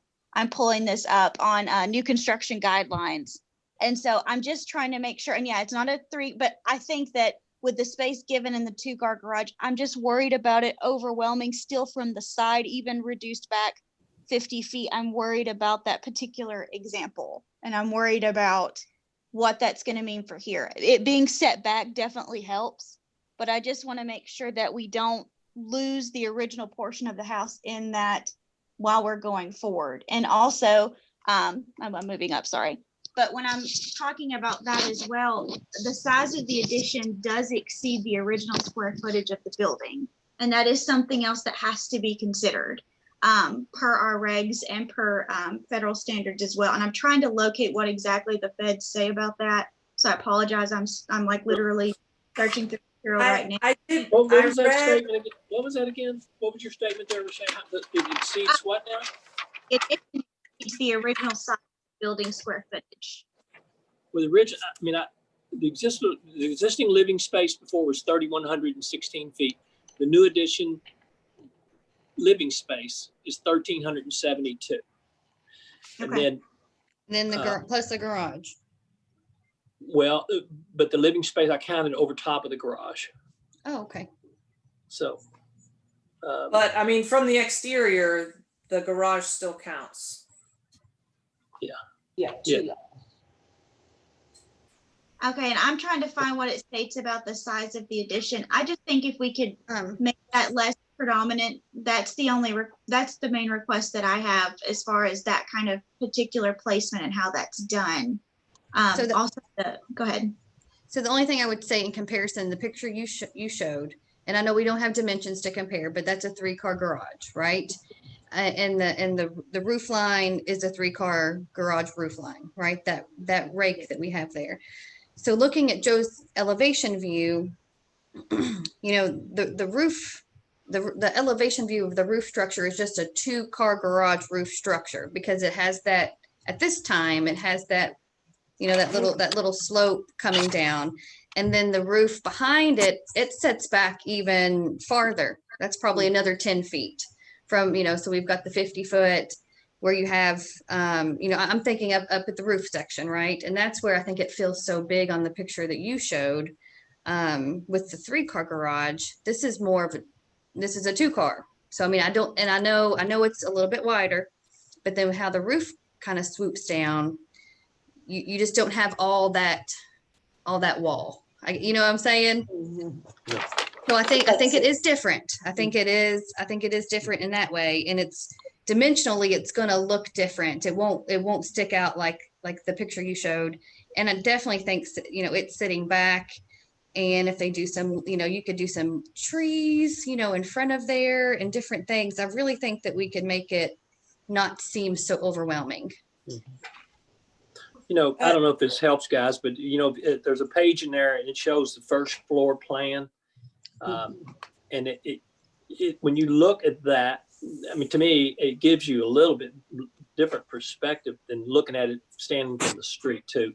It kind of, I don't know if you probably can't see on yours where the dotted lines where the existing house stops, but still, when you look at it, looking down on it like this, nothing looks like it's way out of scale or out of sorts here. Even the garage. That's our page 15. Yeah. And it does give good perspective. Yes, yeah, it does. And they are nice size rooms, no doubt about that. But they, you know, they want big rooms. So Well, someone that's willing to spend this kind of money doesn't want small rooms. No. I can't blame them. Yeah, right.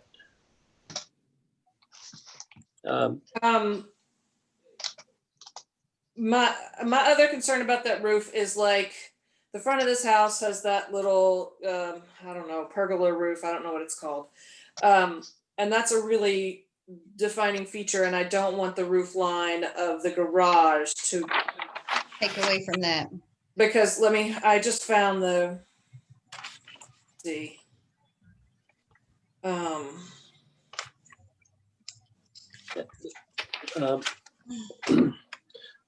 Sorry, I had it and now I don't. While you're doing that, I'm going to look at my picture, guys, right here. This is across the street. And Yeah. Can you all see that? I understand that that's where you got the roof, Yeah. but Well, that's the building idea across- behind that clip, is to try so it won't take, so a big point won't come out and hit you in the face. I Right, mean, that's kind of right. the idea behind that. Yeah. So it is, yeah, there's a crazy name for that. I can't think what it's called. What is that, what's that like pointed, the pointed roof on the original house? What is that called? You told me once before, Joe. Oh, I'm lost for words right now. I just wonder if we could do something on the new edition that kind of, I don't know, kind of relates back to that, kind of ties in with that a little bit more. Okay.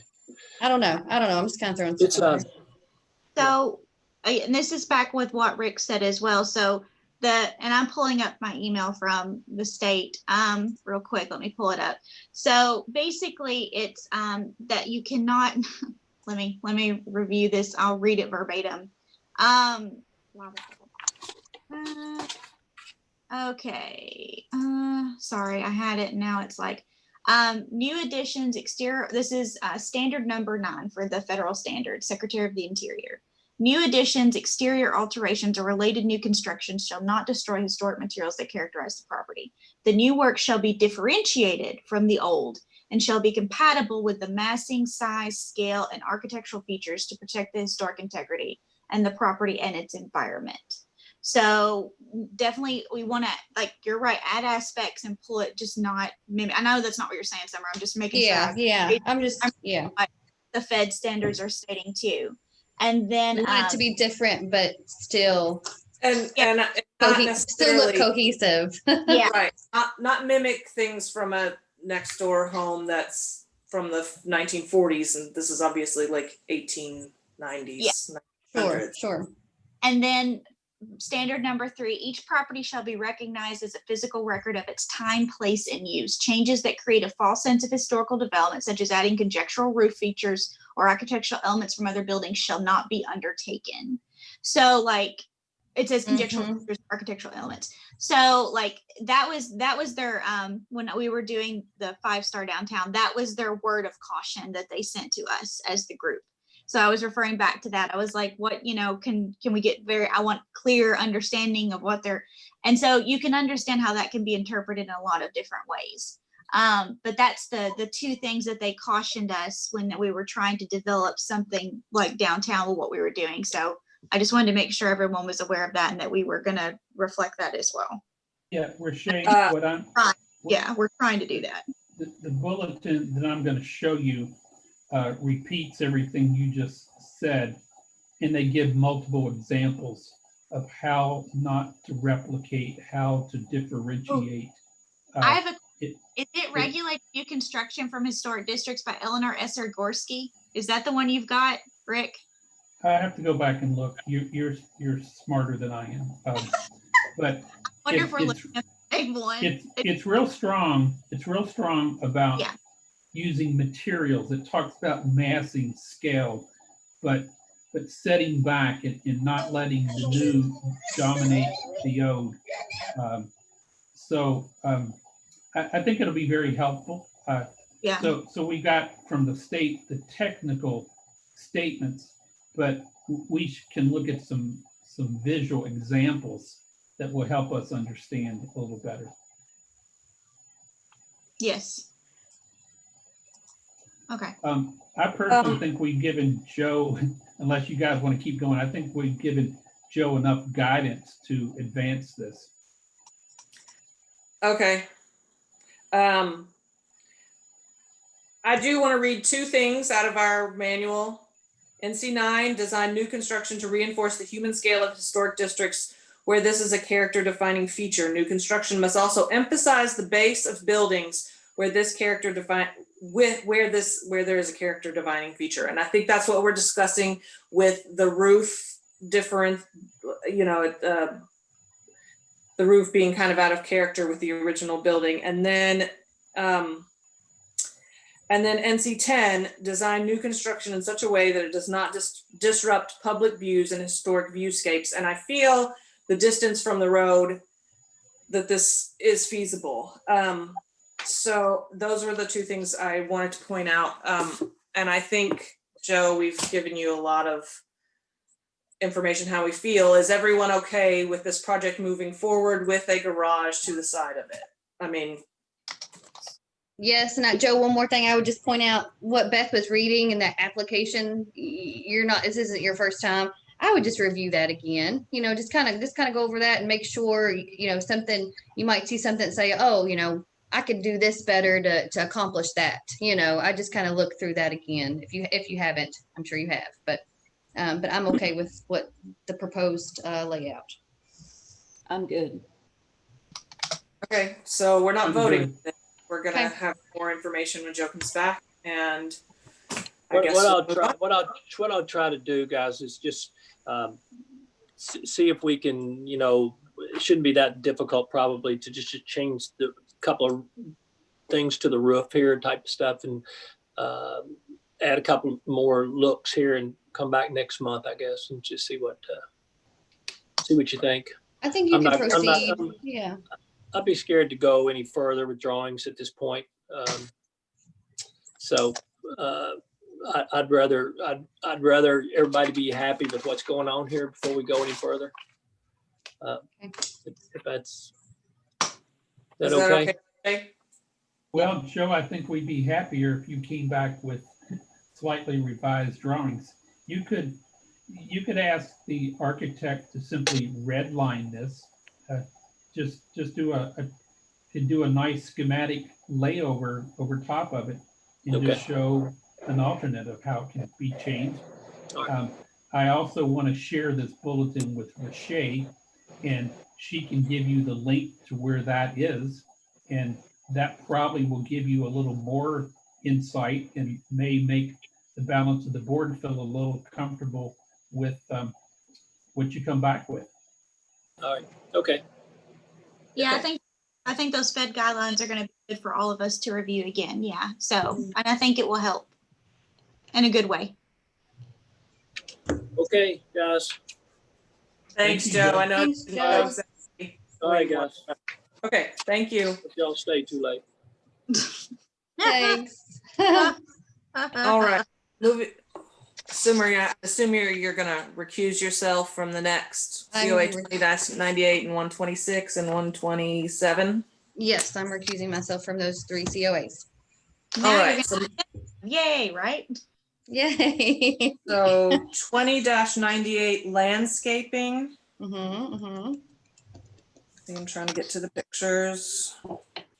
So we've got boxwood, monkey grass, hydrangea, 2 different laurels. I'm trying to figure out where those are. Hey, Beth, apologize. Where are we?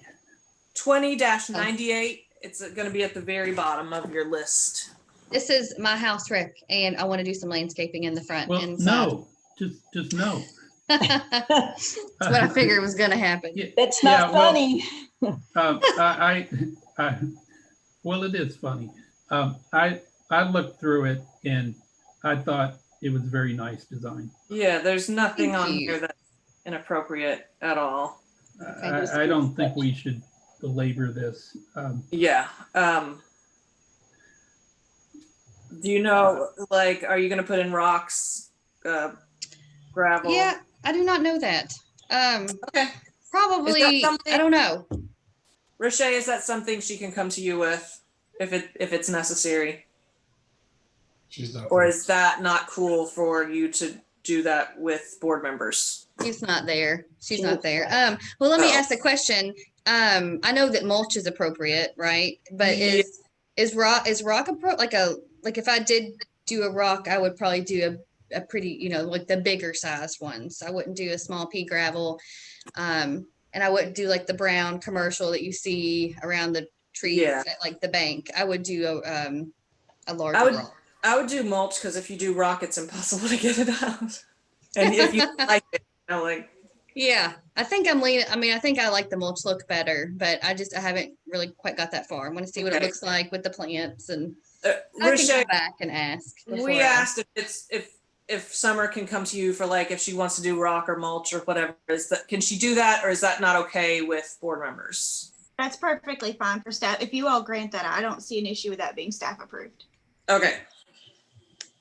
All right, do we have a motion for COA 20-98? Oh, real quick, you all noted the burning bushes on our, so we have two properties here, my house and then the property behind our house is 110.5, as the city calls it. It doesn't, that's our address. And that's our shop, and we want to do some burning bushes along the property line there. I just want to make sure you saw that. Oh, yeah. Yeah, I think that's, Yeah. yeah, fine. Okay, great. Does anybody else have any questions or issues? No. All right, do we have a motion for COA 20-98? Just so you all know, my iPad is malfunctioning. I can't get into it, Oh, or else I would love to make a motion. Have you been I here? make the- No, I'm kidding. Yeah. I make the motion to They will recommend update. approval. Sorry, I Rick. make the motion to recommend approval of COA 20-98. Because the landscaping is consistent with the landscape standards set forth in Section 4 of the Bardstown Historic Design Review Manual. Text all. Second, Second. all in favor? Aye. Aye. All right, moving on to the brewery, COA 20-126. So I Okay. see we have, So I've recused myself, but I'm also an applicant, and Donald Blinko is on, he's on the call. So I just took my link and I sent it to Donald and David Jones and the interior designer Lee. So if they talk, you may see my name pop up because I just forwarded them my link, right? okay. And I just texted them and said that we were up. Is anyone on? I'm here. I'm here. Oh, hi Lee. Hey, how's it going? Good. Yeah, this Okay. is Donald. I'm here too. Hey Donald. Okay, Okay. Lee, can you go ahead and talk a little bit about COA 126? Yeah, the idea behind this is to create a dining, obviously the outdoor dining and lounge area, and a really nice soft green space. So the goal is to keep what's next to the sidewalk a little more traditional with obviously the boxwoods and a little spot for perennials. And then as you come through, you'll see all the different plantings we've done. It's sort of we're trying to soften the edges of it, especially with Haydorn's next door and of course the adjacent property in the back, to kind of soften the noise and also use some traditional plants. We don't want to be, overzealous with the plantings, but the goal would be just to sort of soften along the brewery wall and the long wall by Haydorn's. The only unusual thing I could say is we want to do 2 stone planters there. They're noted on the plan, I believe, as maybe I think that there's with the right, and they would Japanese be maples. Yes, and they would be made from the same bluestone they would be made of rock, and they would be hand laid rock like the bluestone that the front fences is made of, and the foundation of the building. And then that would have a tree to kind of soften it, and then the paver would extend into that area. And the paver we've selected and looked at is the one that's used quite often all around Bardstown. And then, of course, we have a large green space, just a lawn, like an outdoor lawn area. And then what you see, there's a pea gravel drive for access to this back entrance to the backside of the brewery. Oh, okay. So those planters are fixed? Yes, they are fixed. I'm just trying to read this list. Everything looks. Here we have boxwood, skip laurels, witch hazel. Again, we're trying to get a little bit of a variety of things to sort of soften it. Nothing too crazy. Leave a little bit of a perennial planting area on the outside of the brew house for some perennials for some color. Mostly trying to soften up all that pavered area because that's gonna be a lot of pavers. And Okay. the selections have good pictures. Yeah, we wanted to make sure everybody Color. could see what we were doing. Yeah.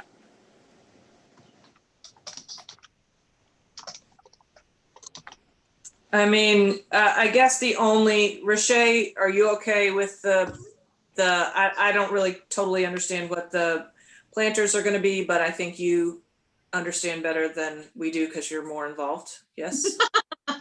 Yeah, I didn't necessarily have an issue with the planters as long as we Okay. are, surrounding them and keeping them active, and you know what I'm saying. I want them to be kind of slightly they can be fixed, but also I want them to be full and be hidden and kind of have things spilling over them. Does that make sense? Well, part of the idea with that too is to sort of soften what's behind them, you know, so that the kind of creates a little privacy from the street for the seating area, and kind of makes it not seem so obviously a dining spot, but it sort of softens it from the front. Well, and the Japanese maples that are going in, are those miniature? Are they lace leaf? No, Are they they'll be tall? Large. It's a red maple. It'll be a large red maple. It's not as, it's a slower growing, but it will grow into a larger type. Okay. Well, then I guess our question is, can there be annuals or perennial, some sort of vine possibly that'll drape down over some of the planter to hide it a little bit? Absolutely. Okay. Are there any other questions? Not for me. I mean, this looks very appropriate to me. Roche, did you have any issues with any of this? No, I just wanted to know how many planters were there going to be total. I don't know if I missed that. It's just 2 in the front. See those 4 tables with the kind of box in the middle. It's just those 2. Just those 2. Yeah. That also helps block off the fire pit that we said had to be blocked off. So. Yeah, that's what I remembered. I wanted to make sure I was referring to it right. Yeah, I'm okay with that. Great. Okay. Do we have a motion for COA 20-126? I make a motion to recommend approval of COA 20-126. My motion's based on the findings that the landscaping is consistent with the landscape standards set forth in Section 4 of the Bardstown Historic Design Review Manual. Do we have a second? Second. All in favor? Aye. All right, so COA 20 I have a new page. 127. And this is the outdoor furniture. Yes. So again, we have I think we sent pictures of everything over. We have our dining area there in the front with the same chair at all the dining spots. And then we have the area around the fire pits, which would be seating. And I think we sent a real simple, just a very classic outdoor chair. I think the only question was maybe on the wicker sofa that we had selected to use there's only one sofa, and it's to be used on the pergola to the left if you're facing the front of the building. And the rest are just simple bronze, very, very simple, I think, looking. There's nothing too outrageous. Does anybody have any questions? There's pictures of everything. I'm trying to look at the Send everything over. circulation room was a question, and that looks all fine. 4 feet of unobstructed pedestrian space. That looks all fine in the plan. One other thing I wanted to mention that I think we may have kind of slipped through or slipped kind of beyond us. You know, we are building 2 pergola structures there, which are where the fire pits are and the seating. Those. Oh, I'm sorry. Go ahead. I interrupted. No, that's fine. Yeah, we had 2 pergola structures designed. We're trying to do something that looks a little more historic and not necessarily rustic. And the idea was, I know that Summer had mentioned to me we needed a color for those and a stain to be approved. But what I think we really want to do is paint them the color of the trim on the building, so they look more like an old pergola would look rather than a stained rustic. Yeah, we want them to look like an old pergola. Roche, is that something the trim that on can the building, be staff approved? Yeah, design? But they can also, just a reminder that however they go on, the lights that will be existing on those pergola have to be invisible. yes, I understand. Okay. Yeah. We got you. Yeah. So the pergola can be staff approved, you said? Yes? Yes. The only other thing is this kind of table is very unique. And the guidelines basically state that square rectangular tables are recommended. They're not required, but I wanted to make sure that the board was okay with that particular design. I like that for Bardstown because it looks like a bourbon barrel. Yeah, that's kind of reclaimed wood looking. Yeah. Nice. You know, it has the fittings and things that bring that to mind. So, Arrow kind of. I thought the same thing actually too. I mean, I'm okay with it. And this is, if it were like on the street, you know, like a dining on the sidewalk, that would be not okay. But this is Yeah, the back. Approved there. No, it could absolutely not be approved. No. And it's, But yeah, we back in a courtyard space, I feel like this is okay. I don't have, the plan was in the other, where are those tables gonna go?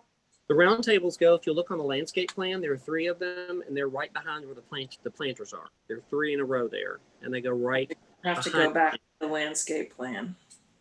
So And then another go another behind- thing to obstruct the fire pits. Right. We're trying to hide the fire. I'm okay with those, especially that far off the street. Okay. All right. Do we have, I just wanted to see the guideline that says that. That did that. I pull it up for you. It is on page. See, we're on one. Okay. It is on page 3. It is OD 33.22 size and shape of tables.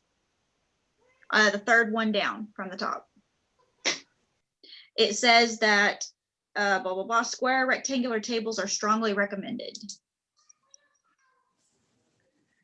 I think the round works really well for the flow of that space for walking around and through, and sort of more of a for circulation. I think square tables work well too, but it does create a little tougher circulation area there, I think. Well, and I also see that we need to address the sofa. Sofas are prohibited. Yep. All furniture other than tables, chairs, and umbrellas is prohibited. This include but not limited to serving stations, bar counters, shelves, racks, sofas, televisions. But Well, come on, This is, guys. I think it also. I think that this is one of those things. If it was out front in front of a streetscape, that's different. This is a large patio area, so I feel there's a little bit of flexibility there. I just want to address the rules so that we. Yeah, and I agree. I was saying that to you, Beth, and that's why I wanted to make sure we discussed it, because we have to be super specific in everything that we do. So essentially, out in the front of a building, I would be adamantly against that if it was to be out front of any business in the very front. This is a patio area that's behind a fence that is also behind other areas, and then 3 layers of tables, and at the back are pergolas. The sofas are going to be under the pergolas, right? Just one sofa, yeah. So One one sofa. sofa is under the pergola. Yeah, the pergola to Yeah, the left. that's going to be behind the original tables, planters, the other tables, and then there. So that's 3 layers behind from the street. Yeah. And like I said, at the very front of a business, I would be adamantly against it. I'd be like, we can't do this. But for there, We need to give our reason for allowing the round tables and our reason for allowing the sofa, but I'm okay with everything on here. Okay. So that's up to you all, because I don't have to do that. Mm-hmm. And I feel like the reasoning could just be that it is these fixtures are all appropriate for this large outdoor space that is not directly adjacent to The street. Public viewing, yeah. Right. We also did some plantings there. If you'll notice to the left of the gate, there's some plantings that'll kind of grow up a little bit too, and also diffuse, which we did that on purpose. We can kind of hide that one sofa from the street even more. So we really have like about 3 or 4 layers of different elements to sort of try to soften that. Yeah, well done.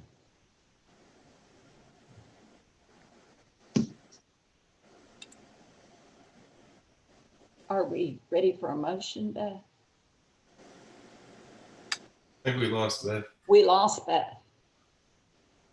She said she was acting up. So we'll need to hold on, guys, until she gets back on, because so we'll need to hold on for that. Sorry, guys. The whole discussion and motions and everything else, please. Oh, Lordy.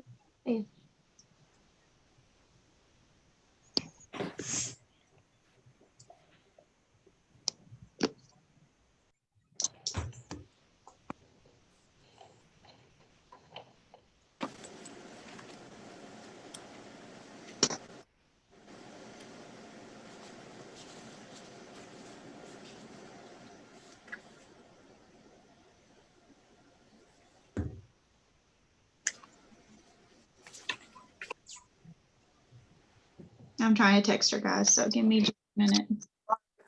I've got totally kicked off of my iPad. Sorry. It's okay. We were waiting for you. Don't worry. I'm really sorry. We have limits set up for kids, and I forget that every time I go into the meeting. And I got kid You're limited. past your limit, Beth. We've all passed. We've all. Okay. So I don't know what I was saying, but I basically think that, all of this furniture is appropriate for this space, even the exceptions, because it's a large patio but you all can say that in a motion. So who'd like to make a motion for COA 20? Where is everybody? Can't read anything. Oh, yeah. So I will make a motion to recommend the approval of COA 20-127.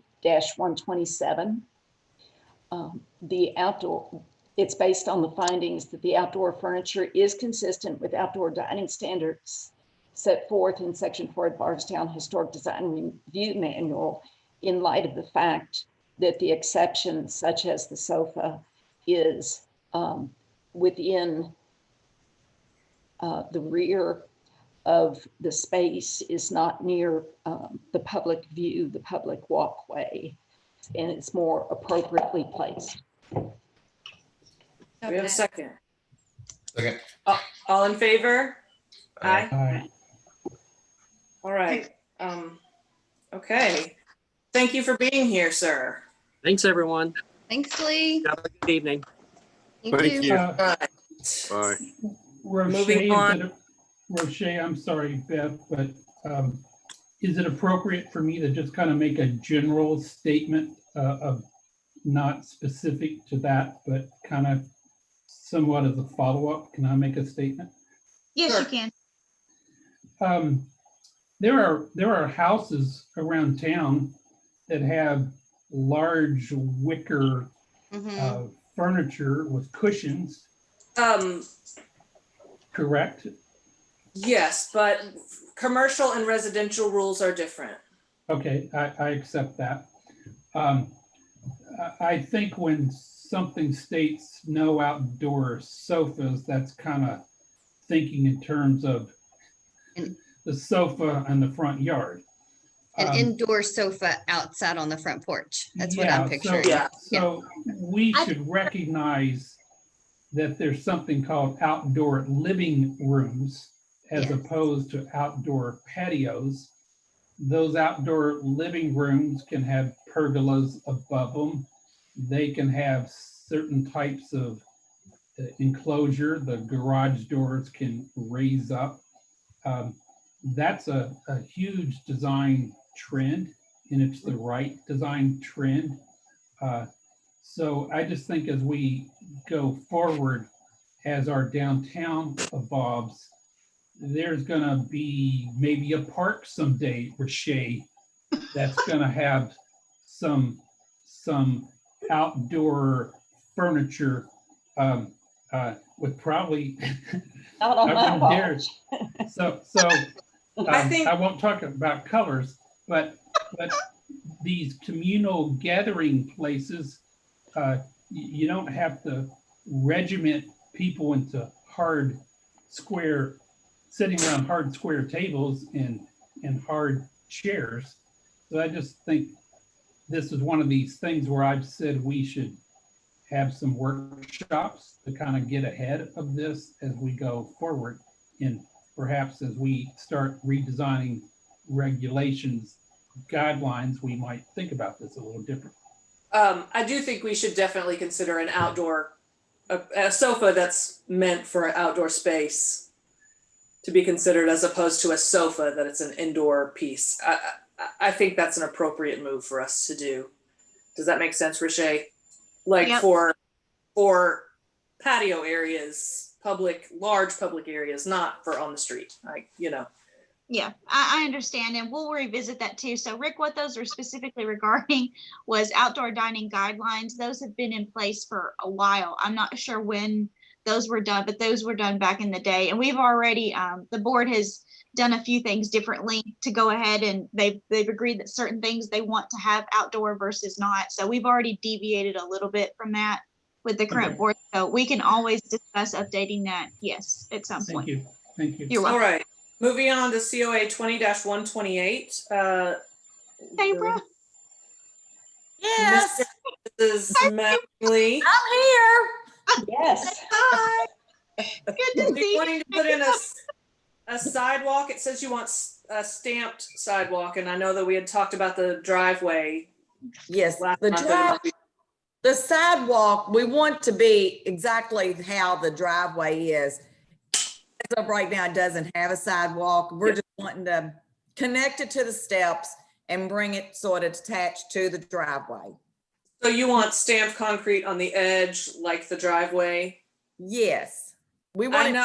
it. How many deep did we do on the driveway? I can't remember what we agreed to. I don't have my I think it paper. was 2 brick for the perimeter. I don't really remember. It's 2 in the picture. Yeah, I think it was 2 brick on the perimeter of what we reviewed, and the inside to be sweeped. Sweeped concrete. Yes. I'm just wondering if, for the sake of scale, it should be 1 brick for the it sidewalk. It possibly could be. To be Yeah. honest, I hadn't even thought of that. I was just thinking I needed a sidewalk. Just to match. I'm just afraid it's gonna be like so much stamped concrete that it's gonna look silly with just a little bit brushed in the middle. So you might want to do just one. One brick and swept Yeah. it. Yeah. I would agree. I would That's agree with fine. that. Tara, did you consider doing real brick as opposed to stamped concrete to look like brick? Yes, we did. But we're trying to get as maintenance free as possible. That's the reason why we sold our home. And we wanted to match our driveway. And so it was approved to be stamped on the edge of the driveway, Rick. That was previously approved last month. I think Last month or the month before. I can't Month remember. before or something, I don't know. It Sorry was about sometime or another. I'm a little tired, so I appreciate that. Thank you all for that clarification.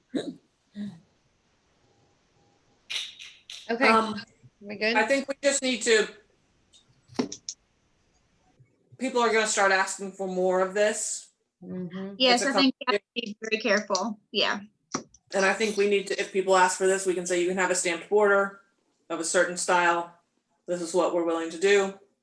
And I think this is what we're doing now, I think is appropriate. So we just need to move forward with that in the future.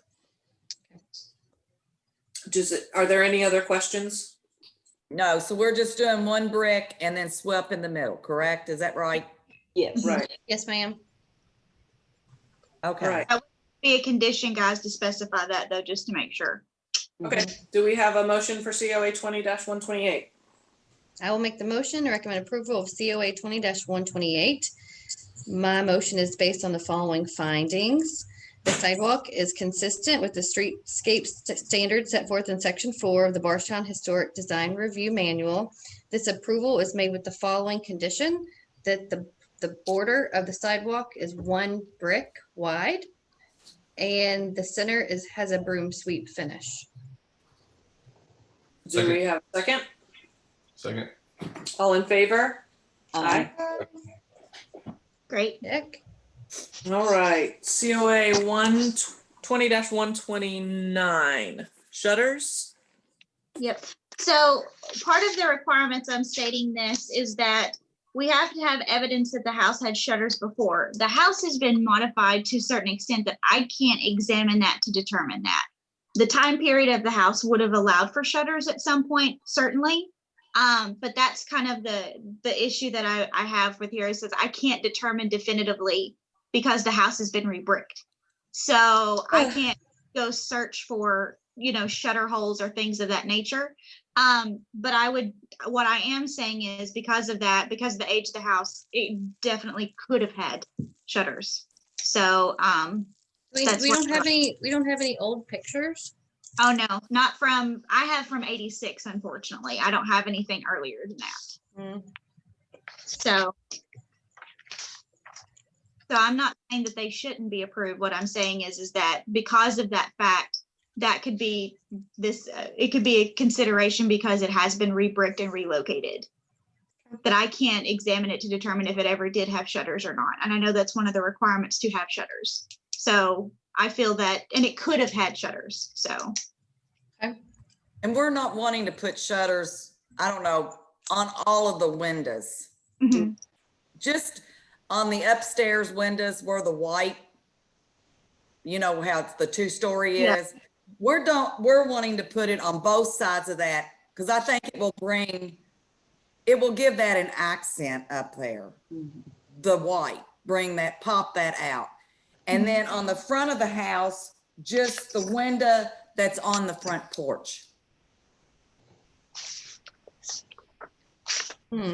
Rashay, Yep. do we have an elevation showing those shutters on the house?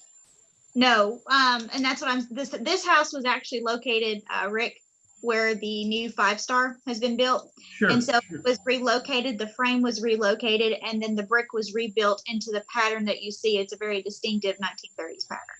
Right, And so, yeah, so the brick has been redone, the mortar's been redone, the framing on a lot of it has been redone.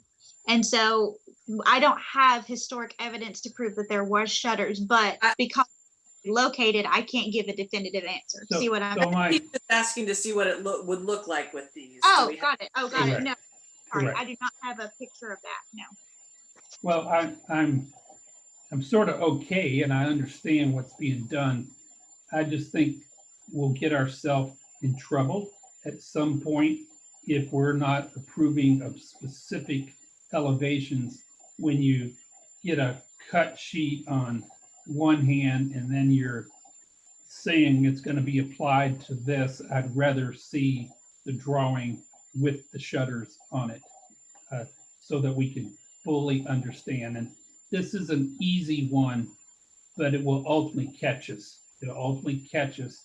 As you and I had discussed earlier, I think we should make all drawings part of the application, and we should be approving drawings with the application.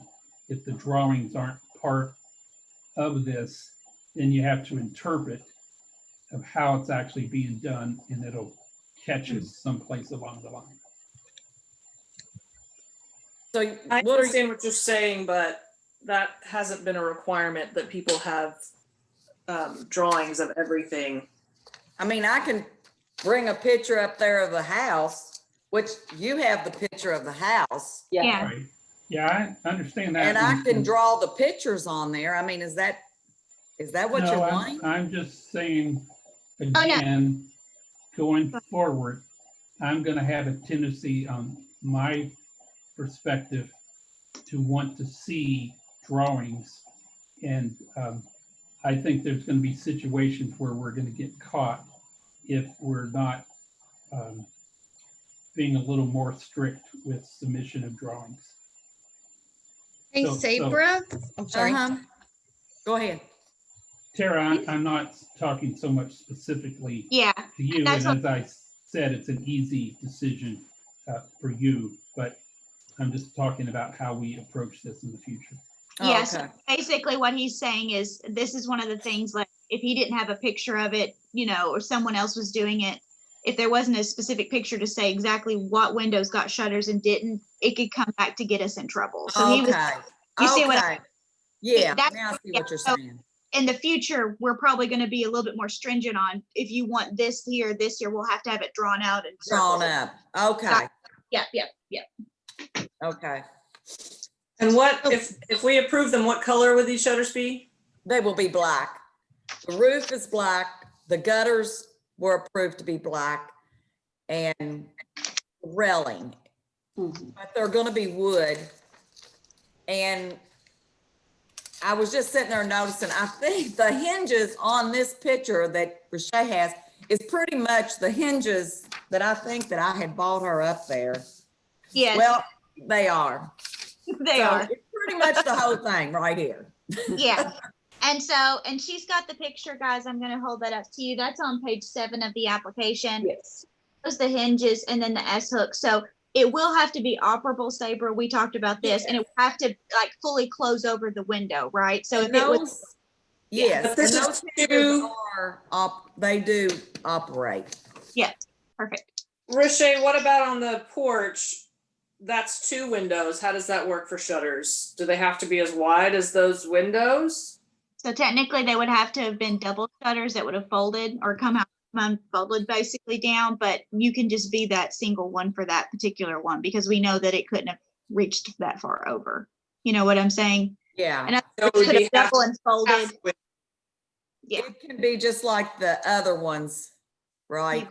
Okay. Yeah, just half the width of the window. Is that what you're saying, Riche? Yeah, that's what I'm saying.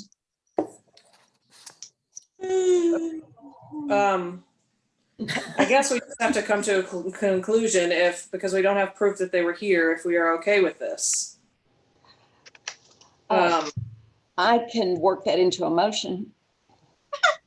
If you're ready for that. We're ready, Pat. I would make the motion to recommend the approval of COA 20-129 based on the following findings. Those shutters cannot be proved to have been on the home. They're consistent with the age and the design of this home. And these considered are also consistent with the shutter standards set forth in Section 4 of the Bardstown Historic Design and Review Manual. We have a second. I'll second. All in favor? Aye. Aye.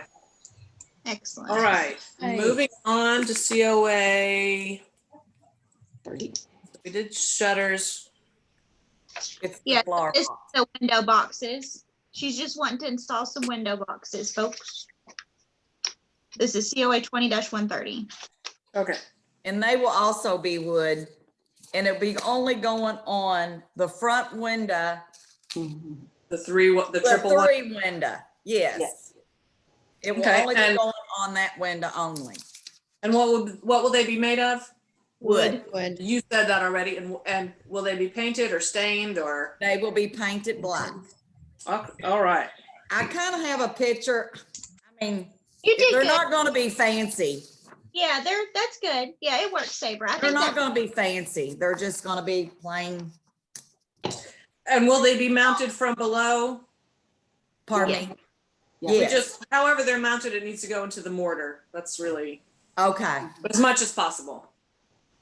that'd be fine. right. I would like- What's going to be planted in the boxes? Well, we'll have to decide on that once we get the boxes up. Something pretty. I know. But Red you're not- hydrangeums or something. yeah, but you're not going to put artificial flowers in, correct? Oh, no. No. Okay.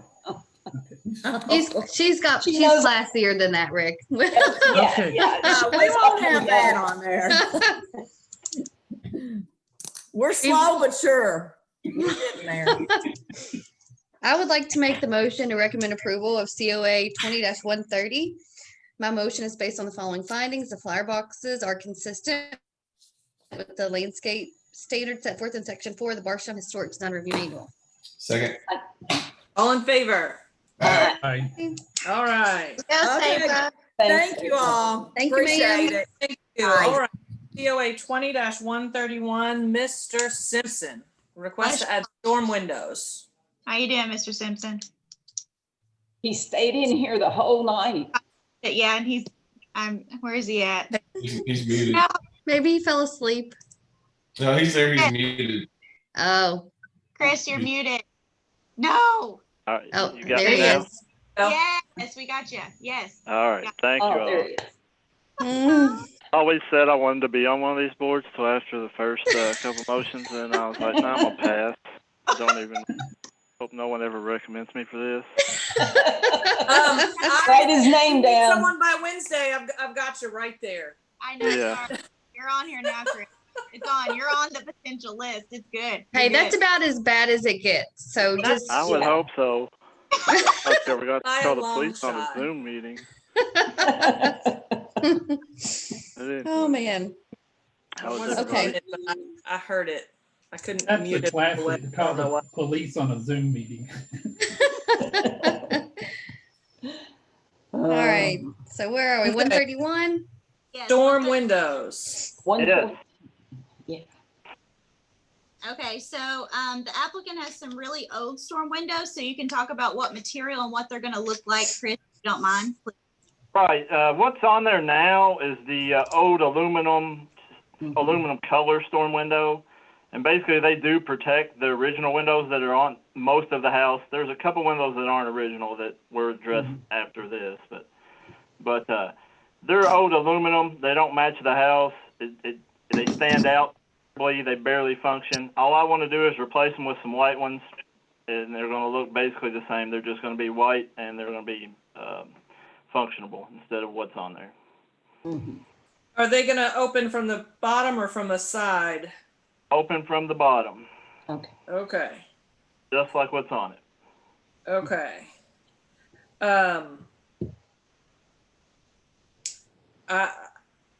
Riche, is everything he's chosen appropriate? Yes, so it is gonna be metal going back, right, Chris? It's not gonna be vinyl or anything else, correct? Correct. Okay. Okay. And it's gonna be white matching the trim of the windows, correct? Gonna fight so you don't notice them. Basically, they'll, Yeah. they'll actually blend in a little better than what we had before. Great. Okay. Are there any other questions? Before you have a vote, Rashay, does everyone know that I'm recused from voting thank or you. commenting on this? Using from all of these, yeah.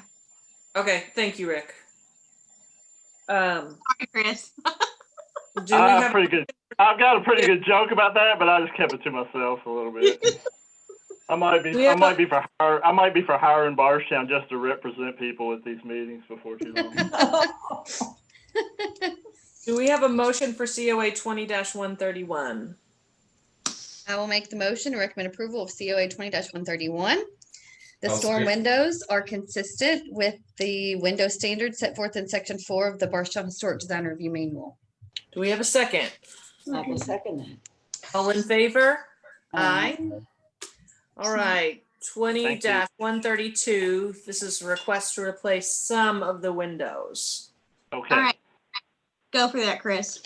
Okay, so there are two dormers on the front of the house, and over time, somewhere in between the house being built, someone put in two terrible windows that are not anywhere near the original windows that are in the bottom of the house and on two of the upstairs windows, actually.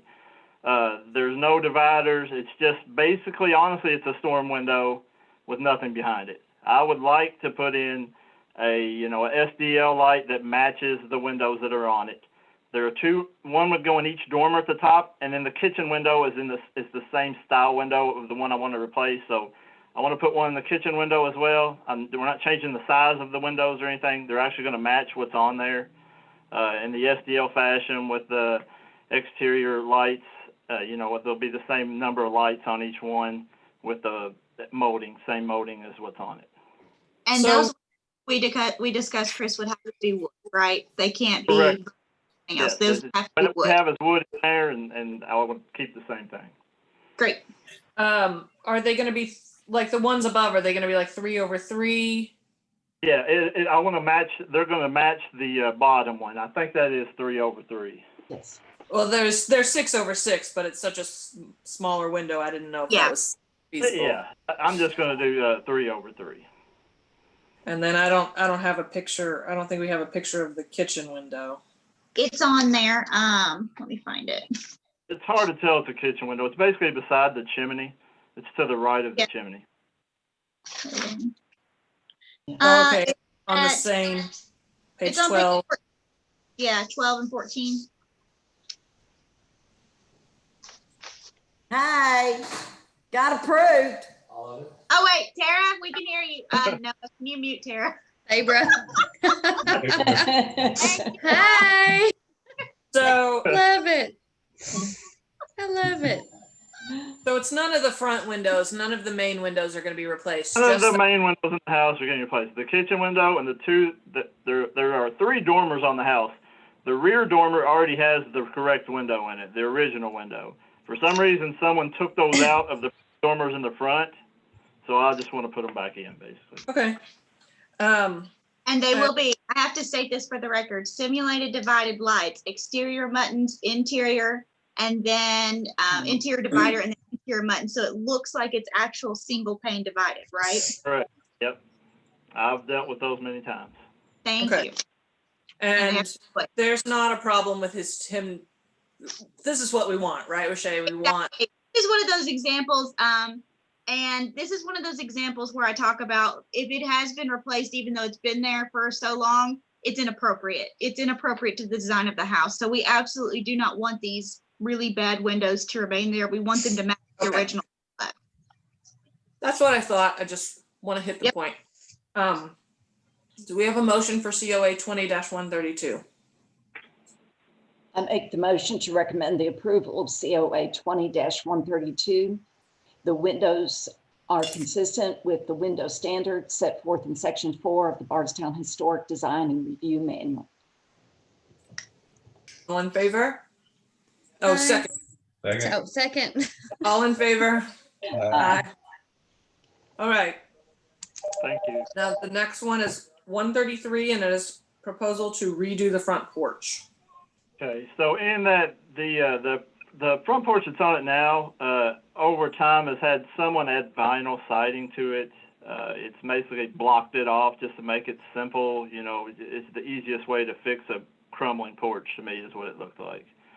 We'd like to put actually some columns in, which I have a sample of, or idea of the column I'm going to bind is in that paper that I turned in. And then we'd like to do an arched entry instead of that, get rid of the vinyl and just do a simple arch, kind of similar to the picture on the house it's on Broadway. I'm pretty sure it's on Broadway. Yeah, Broadway. And it'd just be to the scale of what's already there. Not changing the size of it or anything, but just to get that vinyl out of there and give that house a whole lot nicer appeal. I love it. Yeah. It's a nice look. Sorry, I've got a moment here. Would anyone like, you all discuss and I'll be right back. Okay.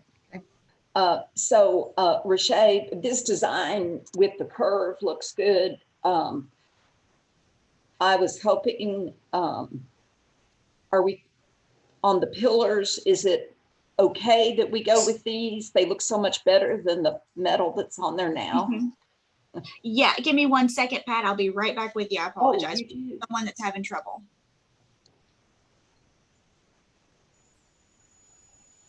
I mean, I know that those metal scrolly doodads we have discussed in the past as inappropriate. Just about anything would be better than those. Yeah, and do we like the round columns, you guys? I think so. I think so as well. The material, Chris, what are they going to be made of? Wood. Okay, I think that is a requirement. So I just want to ask Rashay about the arch on the porch. I mean, it's nice. I just want to make sure it's appropriate. And of course, Chris, yours would be the width of the porch, I assume, not as wide as the example. Correct. Absolutely. Yes. It's going to be the scale of what's on there. It's just going to be a different. Yeah. Is the pitch of the roof going to change or is it going to stay the same? The roof portion will stay. It's just what's underneath going to change. Right. Sorry, I'm back. Pat, what did you ask me? If the other guys answered that the metal posty curly QE things are allowed to be gone. Yes. Yes, Very they're good. not appropriate. I wasn't on board yet. This is my first one with those. So. And the arch, Rashay, of the roof, is that appropriate or is that something we need to discuss? No, I think that is more traditional and what would have been there probably. I don't think it would have necessarily, we're talking, what's the date of the house, Chris? I apologize. I've got this. 1942 or 44. It's one of the two that always. It could have, I think that the vinyl siding covered some details there. And he might be surprised what he uncovers once he removes that. I was going to say, I definitely will be surprised. If you figure out what the original design is, please come to Rashay with that. Yeah. When you pull that off. And if we can replicate that, that would be great. If not, I'm okay with what's been Yeah. proposed. And Chris, the columns, what are they going to be made out of? Wood. We already Perfect. that. Sorry, I had to. That's okay. I understand. You got to do it. Yeah. All right. Are there any more questions? No. Do we have a motion for COA 20-133? I make a motion to approve COA 20-133. The motion's based on the findings that the porch reconstruction is consistent with porches, steps, and stair standards set forth in Section 4 of the Bardstown Historic Design and Review Manual. Do you have a second? Second. All in favor? Aye. Aye. And real quick, who first and seconded the last motion when I was on the phone? I apologize. The one, I made the motion. who seconded that last one? I The think previous. You did? Okay. I think so. Okay, got it. All right, excellent. Okay, and Chris, with that one, I did hear back from planning and zoning. They'll want you to see them before you begin work to get approval to make sure the setbacks and everything still met. I know it's the exact same size, but we've got to make sure nothing was grandfathered in weird with that. I don't necessarily know, but go see Jen about that before you begin work, okay? No problem.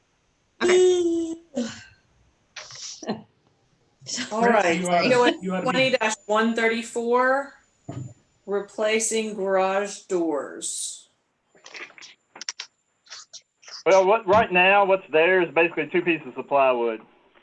And when we acquired the house, that's what was there. I mean, it's just basically white. It's kind of jerry-rigged and lifted up inside, but it's not a garage door by any means. So we need that to stay. Yeah, we would like to put a steel carriage style door in there that actually functions as a garage door. Roche, is steel appropriate? That's what we. Okay. Yes, that's appropriate. I just know sometimes steel isn't. I just can't remember for garage doors what we do. So. Yeah. Yeah, and the outbuilding at that house has a lot of character to it. And, you know, in the next meeting, I'm going to try to get the carport taken off of it, which is falling apart. But if I can get that off of there and that building can stand alone by itself with a nice carriage style door on the outside, I think it'll look really appealing. We've actually already pressure washed the building so that we can paint it back the exact same color. So it's really going to pop once we get all this done. But, you know, it's just a process of having to get it all done. And the garage door will have the windows like you. I see there are several. I'm gonna go with no lights on it because it's not very tall. Okay. You know, it's honestly it's about 6.5 feet tall. Okay. If All right, call. should we make any consideration that Roche could staff approve if he needed to make a change on that door? Is that okay, Roche? Yep, that's fine. Okay. All right. Do we have a motion for COA 20-134? I will make the motion to recommend approval of COA 20-134 with the following condition that any changes based on the discussion tonight will be staff approved by Roche. The garage door replacement is consistent with the door design standard set forth in Section 4 of the Bardstown Historic Design Review Manual. Do we have a second? Second. All in favor? Aye. Aye. Aye. All right. Thanks. Roche, are we moving into this? Yep. I don't know what the big problem is. Yeah. We've got Bullets Winery and You all. Bistro. Let's do the speakers first, if that's okay. Chris, That you're is- done. Oh, Yeah. we're gonna do the speakers. Okay. So the speakers, yeah, that is 135. Yeah. Okay.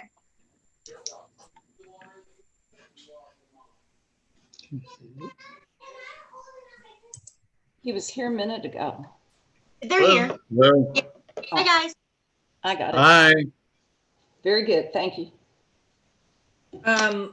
So this is, some speakers were installed without coming to us first. But I think, So there are other businesses in the historic district that do have this. Yeah. Thank My you. my issue is that I'm not sure, and I apologize, I did not get this information. Amber, I don't know if you can hear me or not. What is the cutoff level for high noise or the noise ordinance? Is it 11 p.m.? I don't know if she's on here or not. 10 or 11. So with For fireworks, it's 11. the noise ordinance is actually from 1 a.m. to 7 a.m. Okay, and later. It is when the bar closes. Unfortunately, it has changed. 1 a.m. to 7 a.m. is when the noise ordinance or a police being called for noise at a certain decimal high. That is now what it is, unfortunately. Do you know the decimal level? I do not know the decimal level itself. That's okay. That's it. So what I would recommend with this, if the speakers are being approved, where they're located and what they look like, if they are approved, that they would meet all requirements by the city ordinance per decimal level and per the time period in which they are allowed to be played. I will get all of you guys that information the first thing in the morning and have for Shay send that to you. Yeah, thank you. But that's so that would be my issue with that. I would want to make sure that it meets those requirements. Okay. Can someone make a motion with those requirements, or do we need to discuss this anymore? I'm sorry. We don't. We're fine with that. And to be quite honest, we're done by usually 10 o'clock every night anyway. That's good. Okay. We don't agree with the 1 o'clock, but that's not our call. We think that's too late. So as long as the noise is not it's kept pretty low, it's not like overbearing and screaming, you know what I'm saying? I think that's a very serious consideration. I guess we've got multiple businesses that are playing their own music, right? So I'm not one of them to overwhelm the other one. You know what I'm saying? Sure. Yeah. Can you see us? No, we can't see you, but that we can hear you. That's okay. Oh, that's weird. I don't know how to fix it. I wore my best shirt. Yeah. Well, are there any other questions from the board members? No, ma'am. I actually did not wear my best shirt. Do we have a motion for COA? My stuff turned off. I can't see the number. Yeah. I'll make the motion here.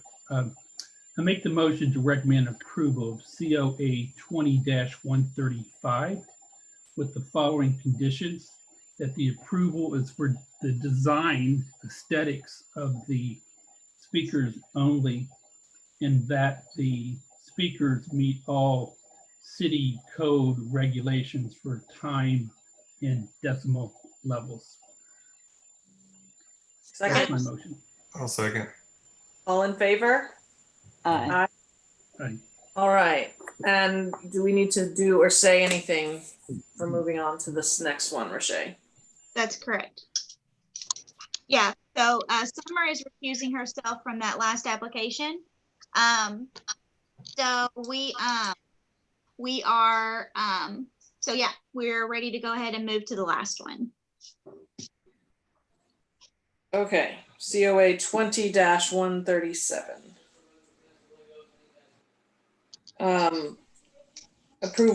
Request approval to keep the hood that was installed on the exterior of the rear of the building. And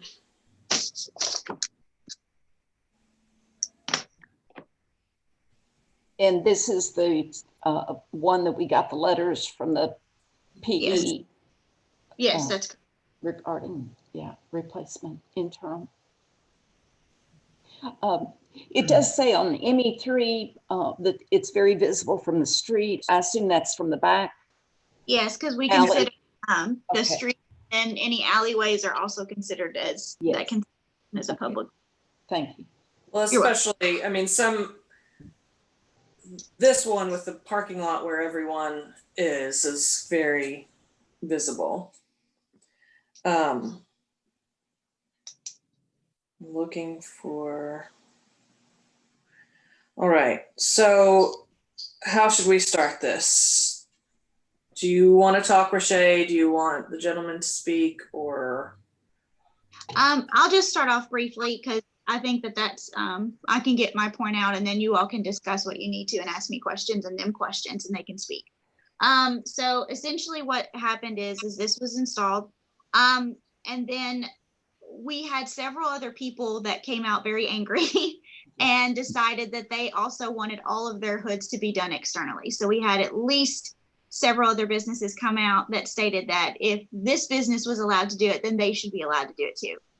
Of course, it was installed without HRB approval. So then we had to deny several people the ability to do the hood's exterior, because that's been about 30 years of regs. That's been to hide all mechanical equipment on that particular block for the city parking and the visibility and all the issues. So that's been something that's been done by HRB for a long, long, long, long time in that particular area. And so they've required all businesses on that block to do their things internally. And so we've had a lot of uproar over this come out because people also want to do this now, in which we have denied them recently denied them. I know Demir came specifically and applied and was denied. So that's what we're facing up against. You have the engineer's report, you have the emails from Ron that explain the process that he went through and why he put the HVAC hood, or it's the oven hood, it's the oven vent, isn't it? Yeah. Yes. Vent, why he put it there. And then you have the engineer's report also stating from the individual that was hired by the city. And so we need to make a recommendation on whether or not he is allowed to keep that or not.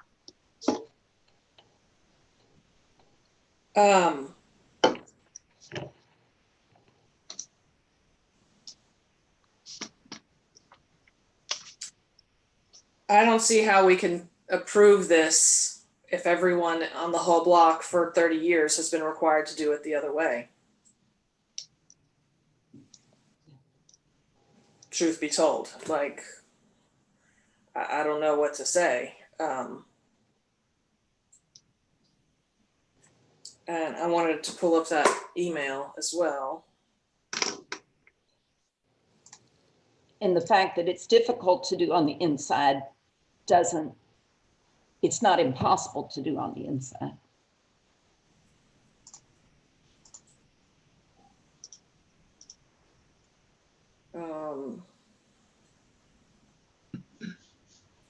Well, gentlemen, what do you have to say?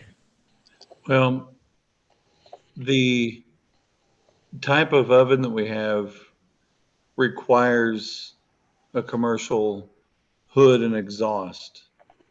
And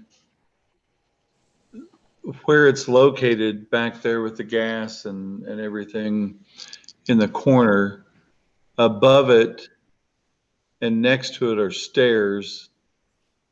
And we had an engineer and an architect come in before we did any of this, and they said that you can't go up, because if you do go up on the inside of the building, you have to have an egress for safety for people to be able to get at the back of the building. You have to have a second one.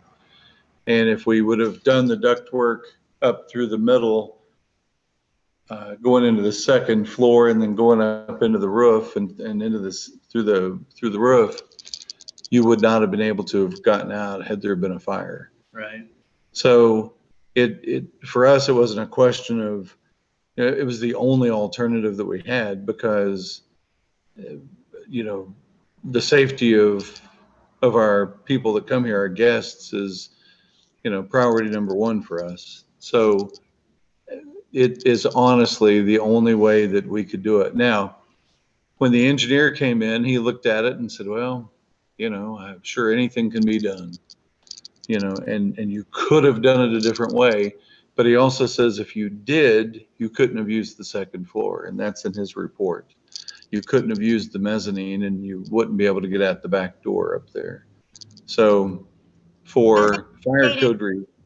I think he stated that it could be redesigned, is how I read and interpreted that you could redesign the mezzanine in order to accommodate that, is how I interpreted that particular email. We were told that if you disturb that mezzanine, that none of it would be current building code compliant. And you would have to redo the whole thing. And if you do redo the whole thing, you won't be able to use the mezzanine at all. And that's how you go to get to our back door to get out in the event of a fire. And I wish we didn't have to have a hood at all. And, you know, Kentucky is one of the only states that makes you do that with this kind of an oven. And the engineer that came said we didn't even need a hood. He said, you did not need to do that. He said, that oven doesn't require a hood. And I said, well, he said, because you don't have any grease. You don't have any fire from grease, so you don't have to have it. But I would argue that you do. And, you know, Logan Spalding said that we do, and he's been doing it a long time, and I'd rather err on the side of safety. So for us to be able to do what we want to do back there, the only way for us to do it was the way that we did it. You can't see it from a main road. You can't see it from Flagey. I drove and went around 4 or 5 times seeing if you could. The only place that you can see it is from the parking lot in the alley or on 4th Street. Is it 4th? Yeah, it's just between those two buildings. Yeah, that little 30-foot entrance right behind Mamie's. That's the only place you can see it. You can't see it anywhere else on 4th Street, nowhere. And you can't see it on Flagey at all. Yeah. So, and it was painted red to match the bricks, which we didn't ask them to do that. I'm glad they did. You know, the people that put the hood up, I'm glad that they did because it looks better than it would have without it, you know, just being galvanized steel. But honestly, there's no other way for us to do that. We couldn't do it. There's no way. And an engineer and an architect told us that both. It wasn't us, you know, because it was cheaper to go up than out and up. So it actually cost us about $7,000 more to go out and up. And that was the only way that they could do it. And the hood installers and everybody agreed that was the only way to do it. Right. So,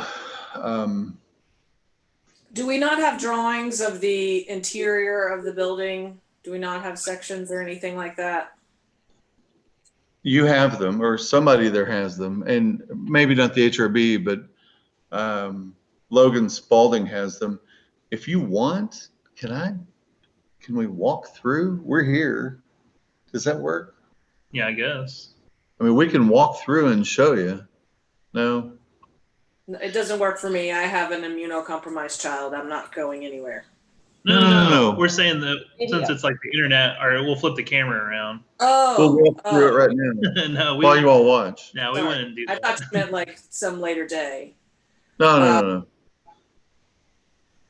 Riche, is that okay? You're muted.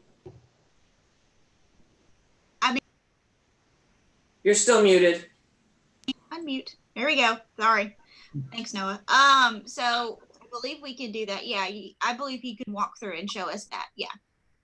Okay. It's still sections would really be helpful to see like what is happening above this stove that makes it so impossible to do. Let me just unplug it. Yeah, just unplug it. I have no idea what you can see or you can't see. Is this working? Yes. Yes. That's pretty cool. I feel like I'm in a Star Trek movie. All right. Swarovski crystal chandelier.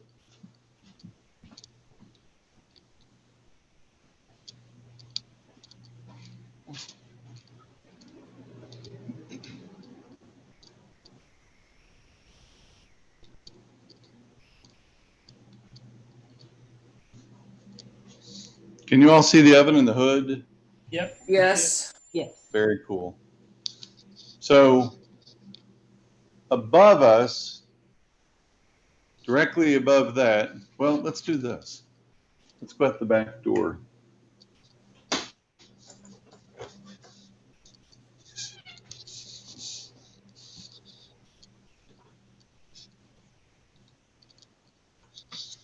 So there's the oven.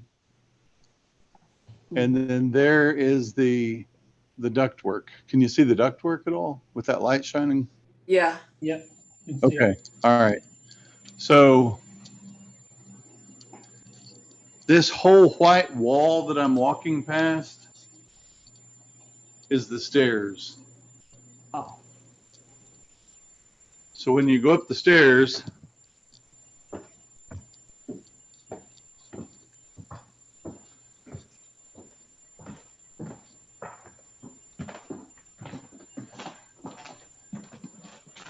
this is where the hood would go. It would go straight up here, up through the ceiling. And you have to have a 44-inch walkway once you come up the stairs to be able to come around here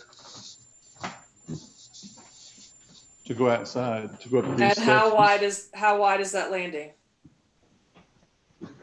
That goes out back. How wide is that landing? This is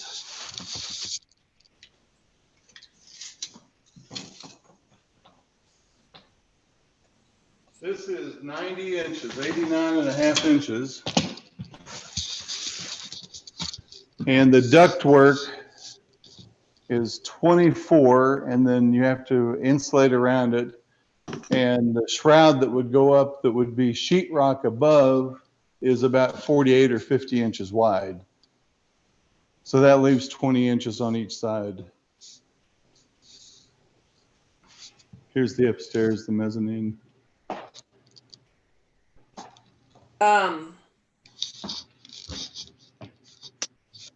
There's just nowhere to go.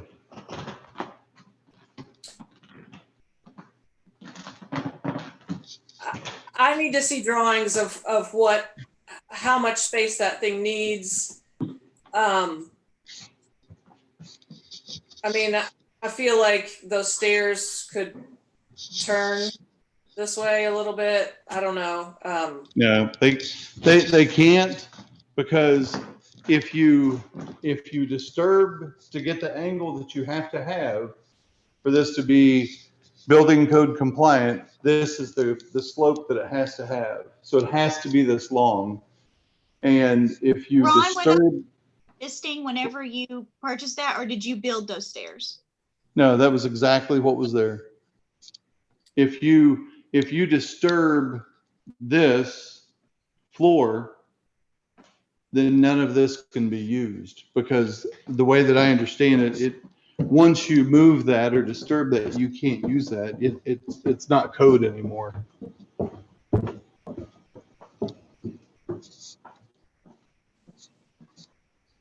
So if we had some dimensional drawings, schematics, that would help me along with this tour.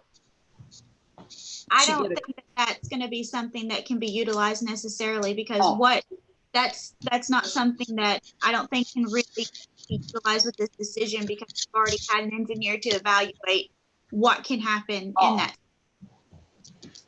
Okay. So I just want to weigh in on a few points.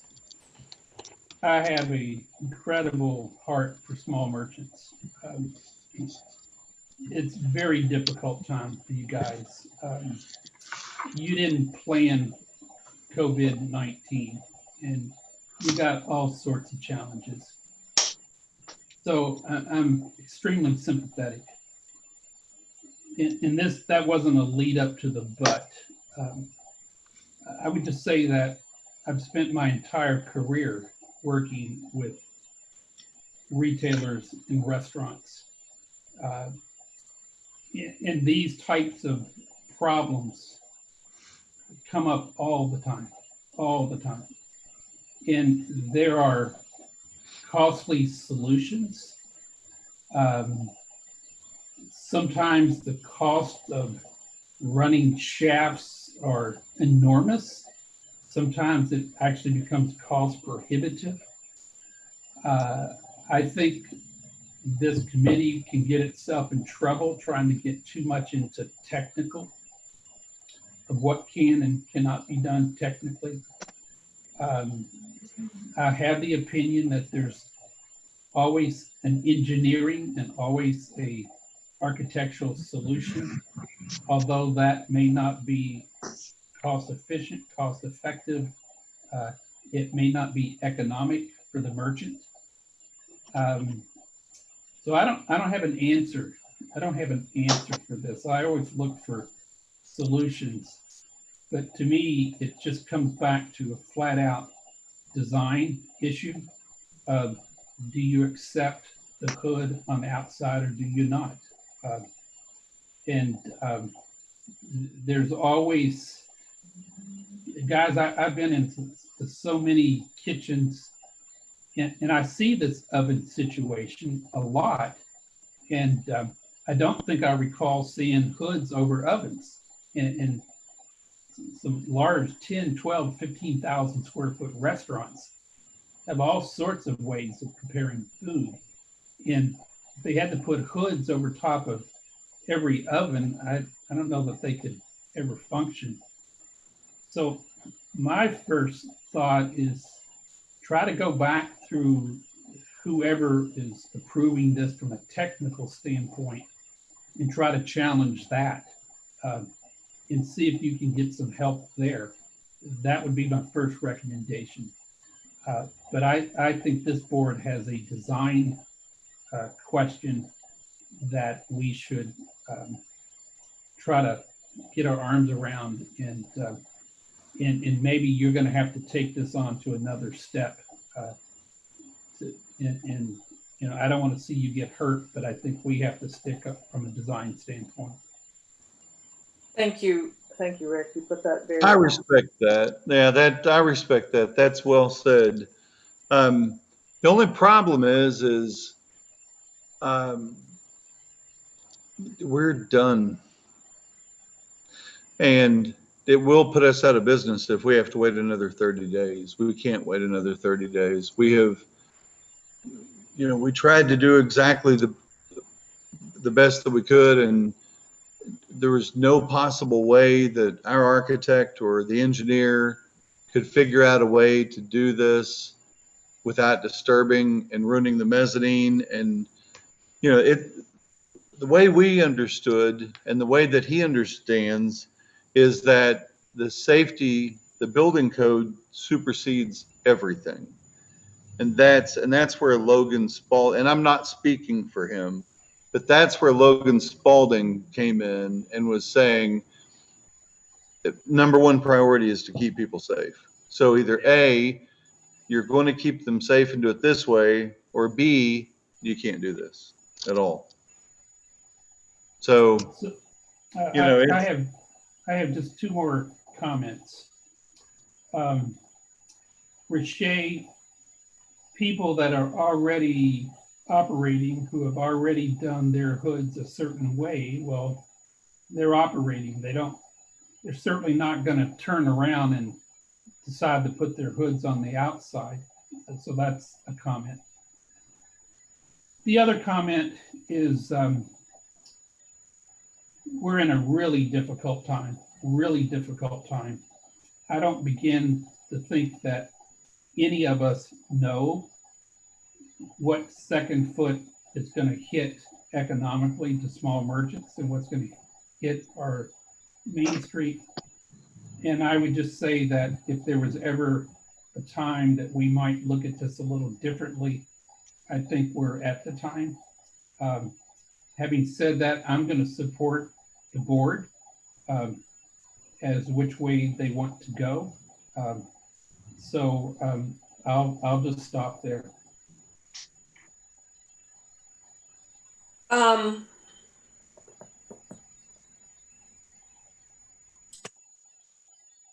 Riche. Yep. Are you on here? I'm here. Hold on, I don't have this the way I want it. I think as the rules are written, we have to deny this, but I also think that they should take this to city council with what they have told us. I also think that in the future, we need to consider that certain elements of having a restaurant exist in the modern day that didn't exist before. I think these things can be, and there might be national rules that I don't know about. But I do think duct work can be done in a way that is attractive, and that enhances things. This is coming from my architectural background. This was something we had to study. I don't see how with our current rules we can improve this at all. But I think we need to look into the future, into what is feasible and what is appropriate. And, they didn't have giant ductwork when these buildings were built. They had chimneys and those things aren't available to us. So if I would just like to look at this in the future. We can put a shroud around it, and that's an option. We'll gladly do that. I mean, That's something that still wouldn't make it applicable per the rules that are written, though, Ron. Unfortunately, it still won't. If you shroud it or not, it's not going to make a difference on what is currently existing that we can and cannot do. Beth, I understand your concern for that, and I duly noted with that. There's definitely some serious issues regarding vents and how that's going to have to be handled. So the step would be basically, it can be gone. If it is denied, it can go to city council for appeal, which is the next step. So if he chooses to appeal it, a decision that's made, it automatically goes to city council, Beth. You know that, right? Yes. So that's what I said he should do next. Yes, because I don't see within our guidelines how we can approve this. It's not the way they're written. No. We can't. Let's do this. And I respect that, and I definitely want to preserve the historic value of everything. We honestly do. If you could see the inside of this building, you would appreciate how much we appreciate it. And Rochelle has seen it firsthand, and she knows. I don't know if she told you or not, but it's an amazing asset to Bardstown, an amazing asset that employs a lot of people that we have been paying ourselves, and we're not open. Yeah. We asked people to come to work for us months ago, and we've been paying those people as if they've been going to work every day, all of them, out of our own pocket, because we cannot have these people not having an income. So, no joke. We can't wait for city council. And we feel sympathy for you, but I think we have to wrap this up and make a motion. Do we have a motion for COA 20-137?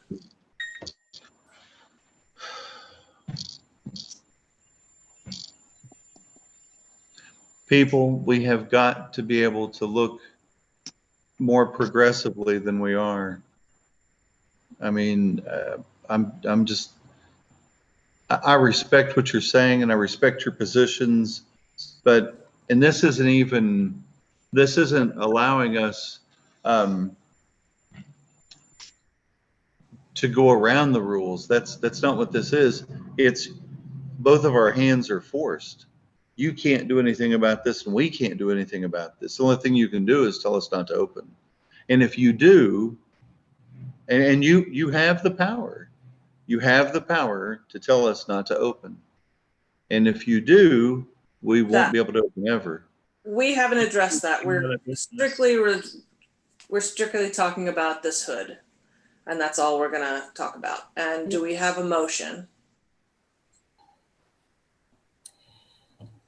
I make the motion to recommend the denial of COA 20-137 based on the finding that the hood installation is not consistent with mechanical equipment, trash collection, and other standards set forth in Section 4 of the Bardstown Historic Design Review Manual. Do we have a second?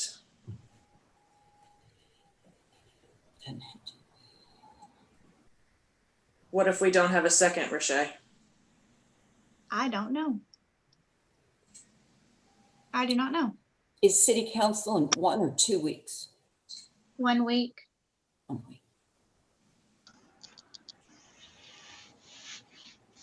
I don't know what to do if we don't have a second. You're gonna have to give me a second to call someone. I mean, I hope you can see that this is hard for us as well. We're not, we, I totally do. I totally do. But honestly, the ductwork can only be seen from that parking lot. It cannot be seen from any street except for a section 30 feet wide over in the corner. That's the only place it can be seen. And it can't be seen from a main road. It really can't. And I do respect your position. We love Bardstown. We love being here. But honest to God, we didn't have any choice. And plus, it's not just us. I mean, it's the livelihood of other people. I mean, 20 people work here. Well, 17 people. You know, and in these horrible, crazy times, we don't know what's going to happen in November. You know, we're fighting, I swear, and I'm from Eastern Kentucky, and we have some podunk sayings, but it's like two dogs fighting over a box, and the dog that wins gets the box, and he opens it up, there's nothing in there. That's where we're at. And we're fighting over, we're not fighting, but we're trying to find a solution for something that if we don't find a solution, we're not allowed to open. None of this will even matter. But I mean, we've put $1.5 million in downtown Bardstown, and this is the nicest business and building and facility in Bardstown. okay, hold on a second. Hold on a second. Josh, are you wanting to approve this, or Rick, are you wanting to approve this? Well, I just think that if you're a week away from getting in front of city council, that may be the best route for them to get what they want and need. If Josh and others want to approve of it, I stand by my position that I'll support what the majority wants to do. But it looks like there are 4 of us, and it looks like we're 2 and 2. So, and I can't make a motion, and I can't second anything. And we got to have Josh talk to us. So yeah, Josh or Rick, we have to have a second to continue any motion. If not, we'll have to table it. Well, no. The other thing that can happen is that if they both want to vote to approve it, they can motion and second it, and we have a tied vote, and then I don't know what happens.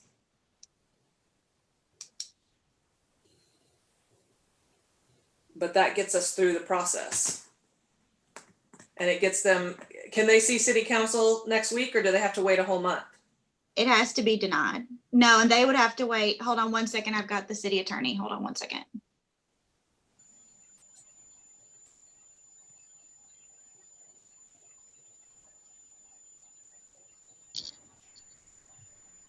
Sorry, guys, we're trying. That's okay. I'm sorry. I don't want to give you an ulcer.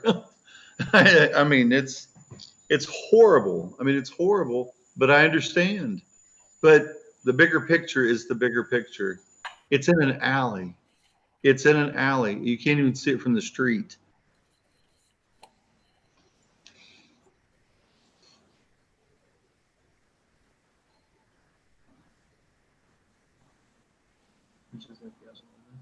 I know.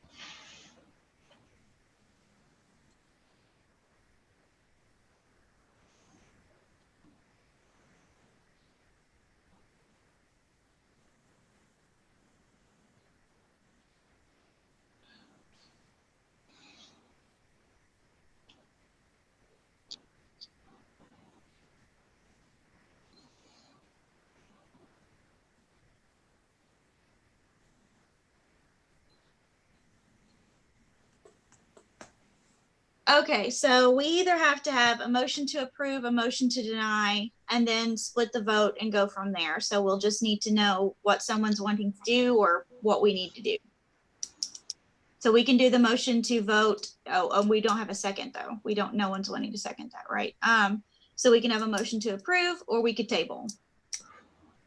But I would prefer something be done. I don't want this to be tabled. To be able to go to the city council, there has to be a motion. I mean, we have to vote. Yep, that's correct. Because if we table it, then it's all messed up. What does the tie mean if it ties? It means some sort of limbo and they have to go to city council anyway? Yes. So Rick, Josh can't read motions tonight. If I withdraw my motion and you vote to approve, you know. I make a motion to recommend approval of COA 20-137 because of the incredible state that our world is in. We have a viable, great merchant that we should work to accommodate. I will put a condition on this that every effort be made first and foremost to have the hood eliminated altogether. And I'd like to see that play on words, I'd like to see that effort exhausted. And if it could be removed, then the exhaust comes off because you may not need them if you argue it a certain way.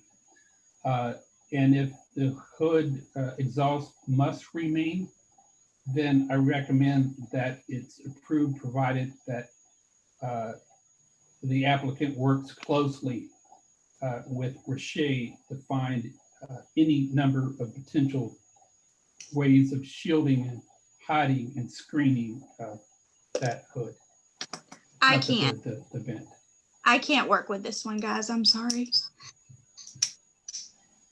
I can't. I can't work with this one. It's okay. We will. So I see what made happens my and recommendation. You can either be second or not. Do we have a second? Second it. All in favor? Aye. All opposed? Nay. So we have two. Yes. So Okay. it's a split vote. Yep. And then does that go to city council? Yeah. And that'll go next week or the next month? It should go next week, Okay. I think, but I'll have to check with the city attorney.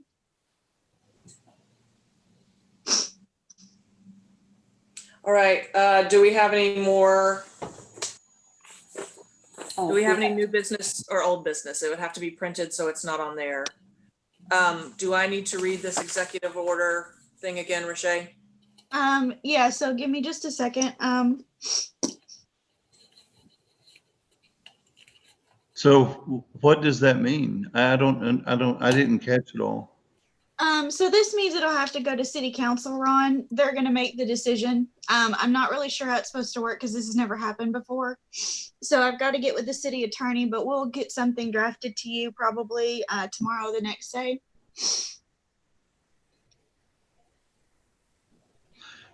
You know,